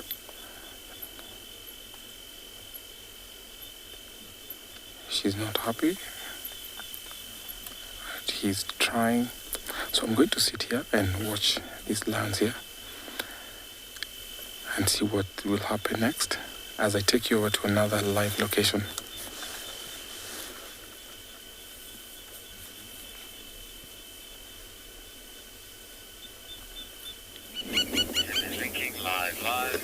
Thanks, Tim. We come across the female giraffe, and it's so beautiful, marking through these bushes. You can see it right there. And they're one of the animals that don't stick around too much this time of the year. And they all follow green around here. And then, of course, we talk about one of the male giraffe we saw earlier this morning. In the beginning of the show, was one male that was standing far from us. It was also alone. This is one of the females that she's looked like alone around here. I don't see any of her other friends. But they're enjoying what they eat. It's a new lot of shoots that's available for them that makes them not to be very much static. But of course they have it brilliant. Our sight, we're able to see the other friends from way distance off if there is other friends around here. They were able to do that. Talk about their ears more pale than the rest of the body for them to be able to see one another if it's a chance of other friends up on a hill. So we'll leave this giraffe be and take you to another safari live again, and we'll move on, search for the other animal.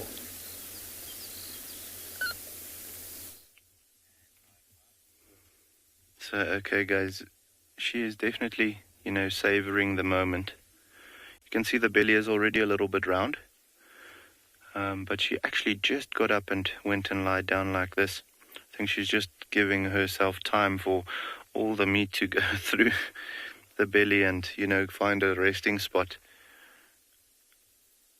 before she continues to feed. With the cheetahs, they gulp down as much as they can, as quickly as they can, because they know that often they don't have a lot of time. So then they do sometimes actually just need to stop and breathe for a bit so that, all the meat can go and find a little spot to lie in. Otherwise it's going to get clogged almost. But as you can see, still panting heavily. Now with her digestive system getting kick-started as well, she's going to create quite a bit of heat, internal body heat. And with it being such a warm day today already, she's going to have to constantly use that method of panting to get rid of, whatever she can get rid of as far as heat is concerned. Now that we're looking at it like now, her right now, you can see the little horns of the duiker just there by her neck as well. I do think she's going to cover them up soon. She's going to probably drop down a bit. But yeah, absolutely enjoying the moment. I think, being a full-time mom of those 3 little cubs can be quite stressful. So whenever she has the opportunity just to be like this, she enjoys every single second. Just to become a bit more human again, or a bit more cheetah.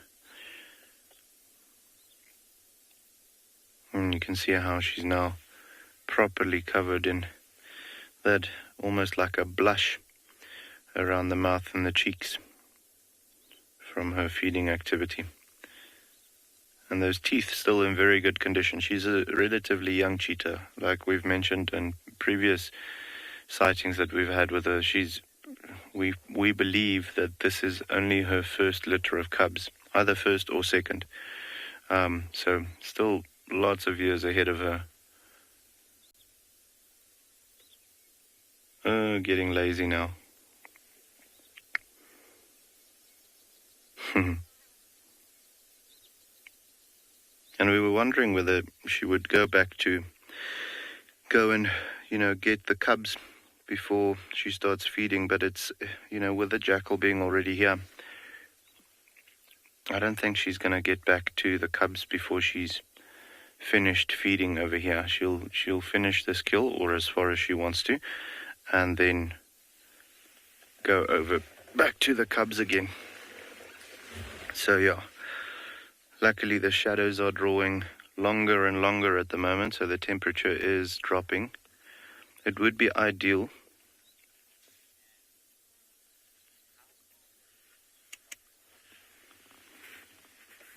So Darcy Ann just had a question. How far away is she from her cubs? Darcy, if I had to look, I'm looking in the direction of where the cubs are right now, just behind us over here. Probably, I'd say, about 3.5 kilometers, if it is so far. So not very far away. However, for her to walk back to go and get the cubs and get back here, leaving the kill exposed, there's going to be quite a lot of risk losing the kill. And also, that with the cubs being so small, they are always at risk of being close to a kill. There's always just a higher chance of jackals being around, or brown hyenas, or maybe a leopard rocking up, or even a spotted hyena coming around. So not the greatest idea to go and get them, and rather just stay here, finish the kill, and then go back to the cubs. But she's not very far away. So if she needs to get back there, I want to say, if she really wants to, 15-20 minutes, and she'll be there. I mean, when they start moving, those long legs can really move, even though they're just walking. They can clock quite the pace. So yeah, very cool. And it's nice to know that they're not too far away. I do, however, want her to, finish with the kill and get back, or be on her way back before it's sunset, just to eliminate any possibilities of, hyenas starting to move around while she's not with them, or things like that. Not that I'm worried that there's something that's going to happen to them, but where they are stashed right now is not too far away from where there's a relatively prominent waterhole. So with that being the case, there is going to be predators coming from all sorts of directions to get to the waterhole, and I just don't want them to bump into the cubs without the mom being there. But I mean, she's been doing so well. I doubt that she'll leave them alone for too long. I'm pretty sure she'll bulk up on the meat and then head back as soon as she can. Like you saw earlier as well, luckily she chose a really good hiding spot. So something's literally going to have to walk through that bush before they discover the little ones. If they're not really going to just spot them by moving past it. But yeah, just a good day today. Lions vocalizing this morning, cheetah this afternoon. You can't really ask for anything more than that.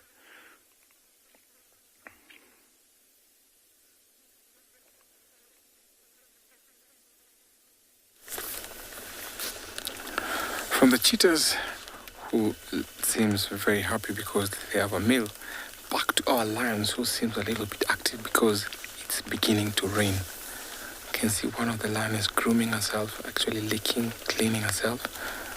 The one is rolling over, sign of excitement, while this young male is carefully watching them. A big yawn. She's growling at him. I'm not sure if she doesn't want him closer, but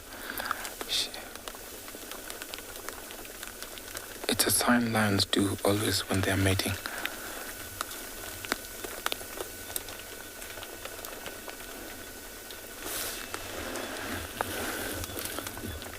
So the lioness, they call her, came back, and she's showing signs of mating.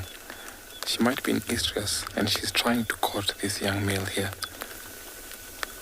So this will be super interesting because a week ago, these two lionesses were mating Olalashi, and now because this young male has been accompanying Olalashi, they're also mating with him.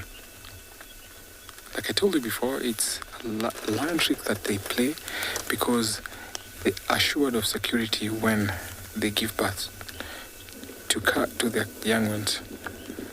Sometimes a litter mate consists of 3, so it would be nice after a 3-month-and-a-half gestation period to see about 6 cubs who will be new to the Lolo Pride.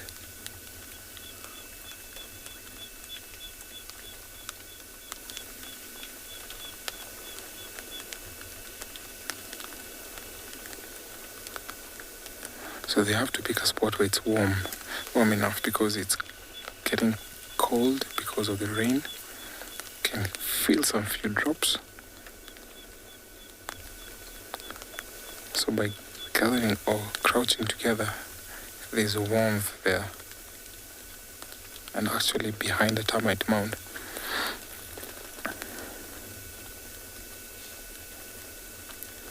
A little bit of some cleaning there.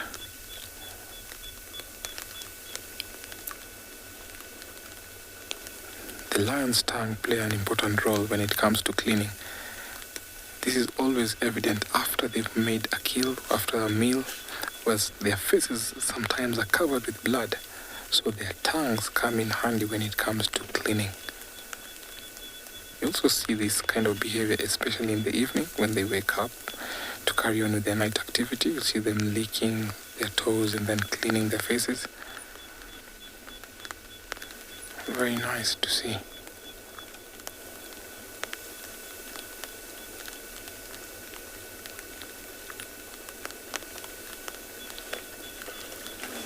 A little bit of an ear scratch there. So this young male is not given him a name yet, but I'm sure in future we might give him a name. Until lions become independent or prime, that's when they give them names, because we're never assured of how these young males will end up being. But this one seems like he's found a companion, Olalashi, where they'll be walking over, because they have a bond now. They form a tag team where they'll be walking from territory to territory, and that is how lion becomes successful. Not only brothers will make a coalition, but individuals from other prides meet up and form a coalition.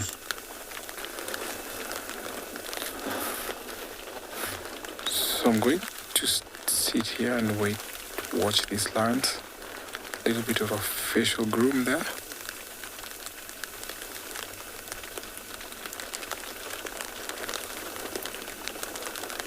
As the rain is falling, watching these lions, I'm going to take you over to another live location. Well, it has been quite some time since we've seen any cat-like activity here on Pridelands, but there we have a lioness sitting up on the dam wall right outside the eco-training camp. So we're at Ndlovu Dam now, which was my favorite spot in a dry season to sort of sit and wait for animals to arrive. Now, it was quite funny. This morning, Sebastian and I went out. We were very excited because we heard hyenas, and it definitely sounded like they were having an interaction with some cat species, and we were on the hunt to try and find them. But sadly, we didn't win. But then this afternoon, I went back to the same place in hope to see any signs of what happened last night, and we saw lion tracks over our vehicle tracks. But it's been very windy, so obviously they were very windblown, but nonetheless it was quite exciting, and they were heading in this direction. So Seb and I thought, we'll come back to Ndlovu Dam a little bit later after a few loops and laps, and she probably just took refuge behind the dam wall where it's nice and sheltered and out of the wind, and of course it's been quite hot today, so out of the heat of the day, and now she's here, sitting up on the dam wall. I think it is Lagatha, which is a lone lioness that we typically see quite often. She's fairly young. I haven't seen her for quite some time. The last time I think was on I think it was her on the giraffe carcass that was at Quenga, but... Oh yes, you've had it with Mike, yeah. So she's around, and there are some impala and all sorts of things lurking around, so it'll be quite nice if she does catch a meal. I suspect she might have caught something last night, and that's why she was having an altercation with the hyenas, and perhaps they stole whatever she caught from her. There's loads and loads of impala around, and that's a perfect meal for one lioness. You obviously don't want to draw too much attention to yourself when you're not in a pride. She's left her pride, which is sad in a way. We think she was part of a big pride that unfortunately had one of their main lionesses killed by the two Masungulo males, and I think she might have been worried that she was next, and she dispersed and she ran away along with two younger male lions. I think they might be a bit older than her. They sort of pushed all the way to the west here on Prideland, so they just live out their days. Those two male lions too, they also like to linger around here. But she's just searching. You'll see her every now and then. Her attention is drawn to the camp. All our wonderful chefs and things are starting to prepare dinner, so they are walking around. Not that they have anything to worry about. They're very, very far away from this lioness. But she comes around camp quite often, and she's curious, and she just sort of watches. I mean, today we've had elephants in camp. We've had everything in camp, so very wild out here. So 50, she is such a pretty lioness. I'm sorry that we can't get closer to her. We're probably about 200 meters away from this lioness. You can see we're right across from the most southern edge of Ndlovu Dam. But she stands out like a sore thumb, hey, with a tawny coat against the red earth. Now something's caught her attention behind the dam wall. There could also be lots and lots of prey species, like I said, trying to keep out of the wind. Although now that the light is fading, you might find that they'll come out into the more open areas. Because on a night like tonight, when it is quite windy, you obviously want to be able to see any predators coming towards you. She's such a lovely lioness, but she's sneaky, and she's so hard to find. If we didn't see her tracks this afternoon, and just because she has done this so many times before, I can only work out where she is going to pop up when she comes down to this section of the reserve near camp. She does the same thing. And then, my goodness, it's a nightmare trying to find her. It has been quite challenging on Pridelands, just because we haven't been seeing the cats, every other day. We see them every few weeks, so it's difficult to kind of pinpoint where they're going to pop up. We know that the cats have their favorite spots, but they have their favorite spots without us knowing about them. So it makes it even better when we do find them, because you really do appreciate, the time spent with them. I won't put a spotlight on her this evening, just because there is a lot of impala and prey species around, and if I do that, they're going to see her immediately up on the dam wall. So I apologize that our feed is not going to look fantastic because of the distance that we are from her, and then the fact that I probably won't put a light on her. But I'm sure she's going to be harassed by hyenas soon, because this is also normally the time that they start coming into camp. And that young hyena from last night, some of you may remember, on the Sunset Safari, was in here just a moment ago, already looking for any students that have left their shoes outside. So we'll see. I'm sure I'll bump into that little one when we park the vehicle in a bit. But even as it starts to get dark, it's pretty cool how she's almost like radiating. She's very pale underneath. You can see underneath her chin going down to her belly. Like I say, I'm not sure if it is Lagatha. I think it is. We're just so far away, and it's a little bit on the dark side. And then the guinea fowls are now giving their last calls before they go to bed. They normally like to roost up in these trees around camp, but they did get a fright a few minutes, or just before we went live with all of you. And they panicked and they squawked, so I think they'll have to find another roosting spot tonight. Okay, I think we're going to try and switch into infrared. It's just the camera's infrared. We don't have a big infrared light. Okay, we're gonna have to count to 3 now. Do I start at 3 or do I start? I'm joking. 1, 2, 3. Hopefully that's all worked out very well there. We'll see. It's a pity I don't think you can hear the guinea fowls in the distance. It's lovely. Yeah, she's not interested in the pala that are next to us anymore. She's very focused on what's behind the dam wall. It's very, very tricky terrain there. There's lots of rocks. There's no roads that run right on the edge of the drainage line. And Lorvu north and south kind of, it's probably about 50 or 60 meters away from the drainage line, so it makes it quite difficult. But I think this will be the end of our lioness as it's getting quite dark, and there are some other people who would like to come and see her.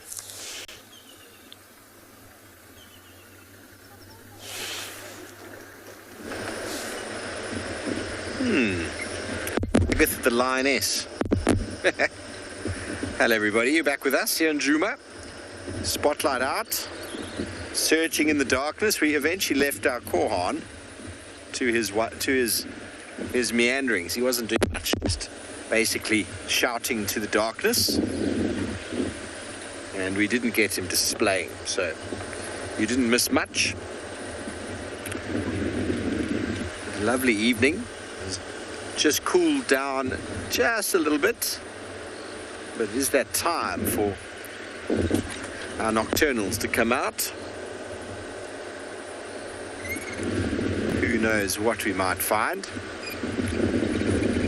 Maybe honey badger, although they could have been out already. Theo and I had 2 honey badger just before I left last time, which was very exciting. Checking something out.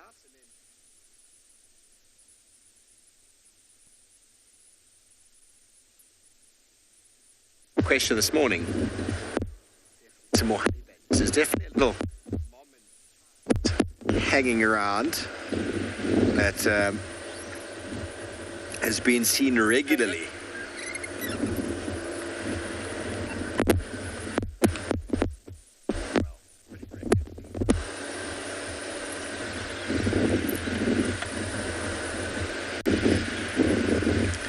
But we're just going to drive into the darkness.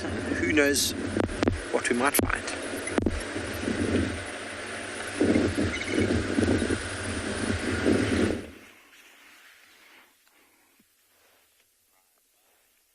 So, alright guys, this is one sneaky little jackal. You should have seen him coming around. He actually used our vehicle as a little bit of a cover to creep up to the cheetah, and as soon as she then turned her back and started feeding again, he actually crept up. You can see how close he is actually to the cheetah and the kill site itself. Very, very sneaky. It's interesting that he hasn't started vocalizing yet, to call other jackals to come in and possibly assist him to try and take over the kill. However, it could just be a greedy jackal that says, I want to rather just wait for the leftovers and have it all to myself.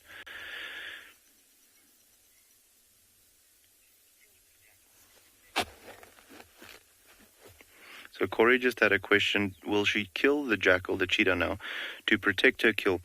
If she gets a hold of it, she might, because she's much stronger than the jackal one-on-one. However, she's not going to spend unnecessary energy to pursue the jackal for long distances. to try and grab a hold of it. As soon as he gets too close, she'll chase him off. If she gets a hold of him, she'll kill it. If not, if he just runs away, that'll also be fine. So it's not often that you see that happening. However, I do think it happens here or there. But most of the time, the cheetah just chases them off. You know, even though the jackal is quite small, they still have nasty biters on them.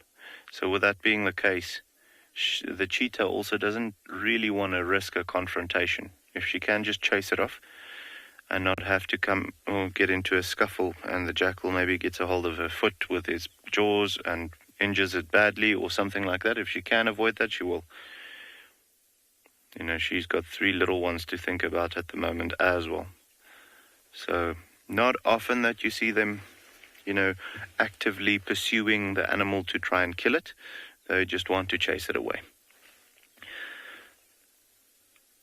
I'm very happy that Mom is starting to feed again, because sure, she's really taken quite some time after feeding that first little bit to get into the carcass again.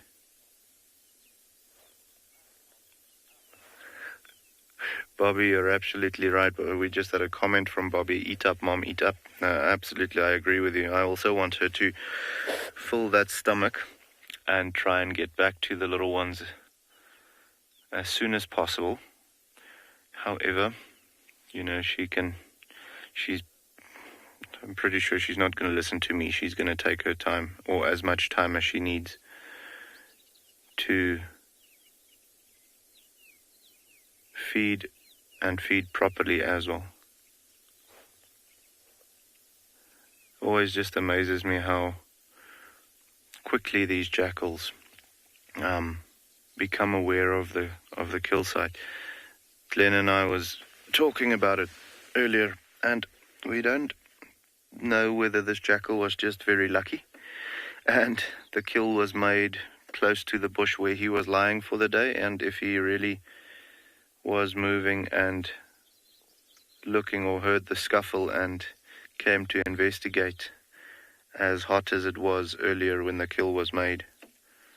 So it could have been him just hitting the jackpot, being lucky, being close enough to just be close when the kill happened, or whether he's hungry enough to be moving during the warmer parts of the day as well. Beautiful, that coat on their back, eh? That almost a silvery dash of coloration on top of the back. Very close to the same effect that the baby cheetahs has. If you look at that coat, the baby cheetah's not too different. I mean, obviously they've got the spots, but they also have that whitish coloration on top, which the guys believe is sort of almost a detergent, because then they look like honey badgers. Yeah, just beautiful, beautiful coat. This one looks like a younger jackal. I think it's probably one that got kicked out from his mom and dad beginning of this year or so, or when they were ready to do so. It definitely doesn't look like an adult yet. That's probably why it hasn't started vocalizing to call friends.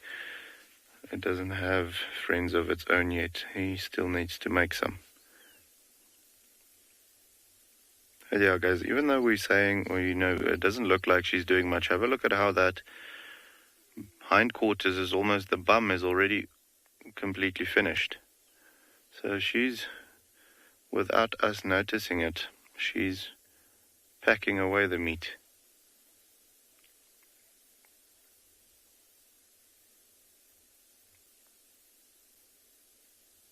And it's also going to get much more comfortable for her to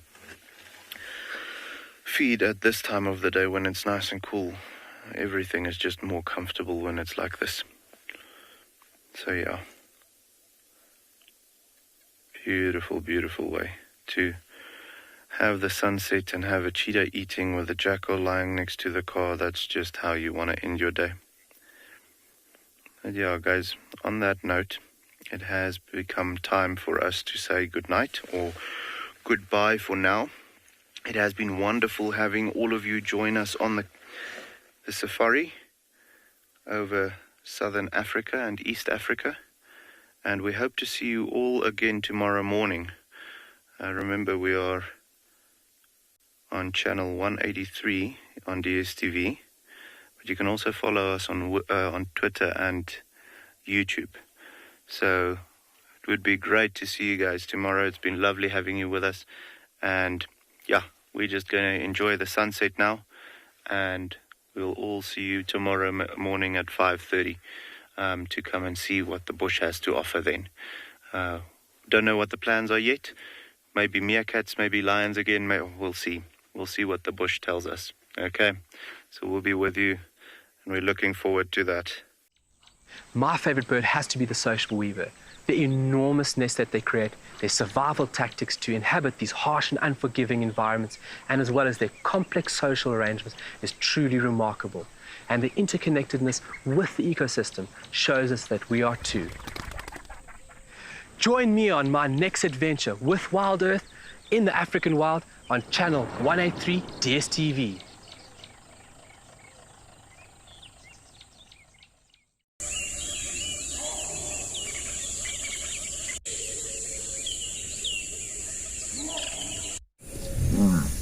This program features live coverage of an African safari and may include animal kills and carcasses. Viewer discretion is advised.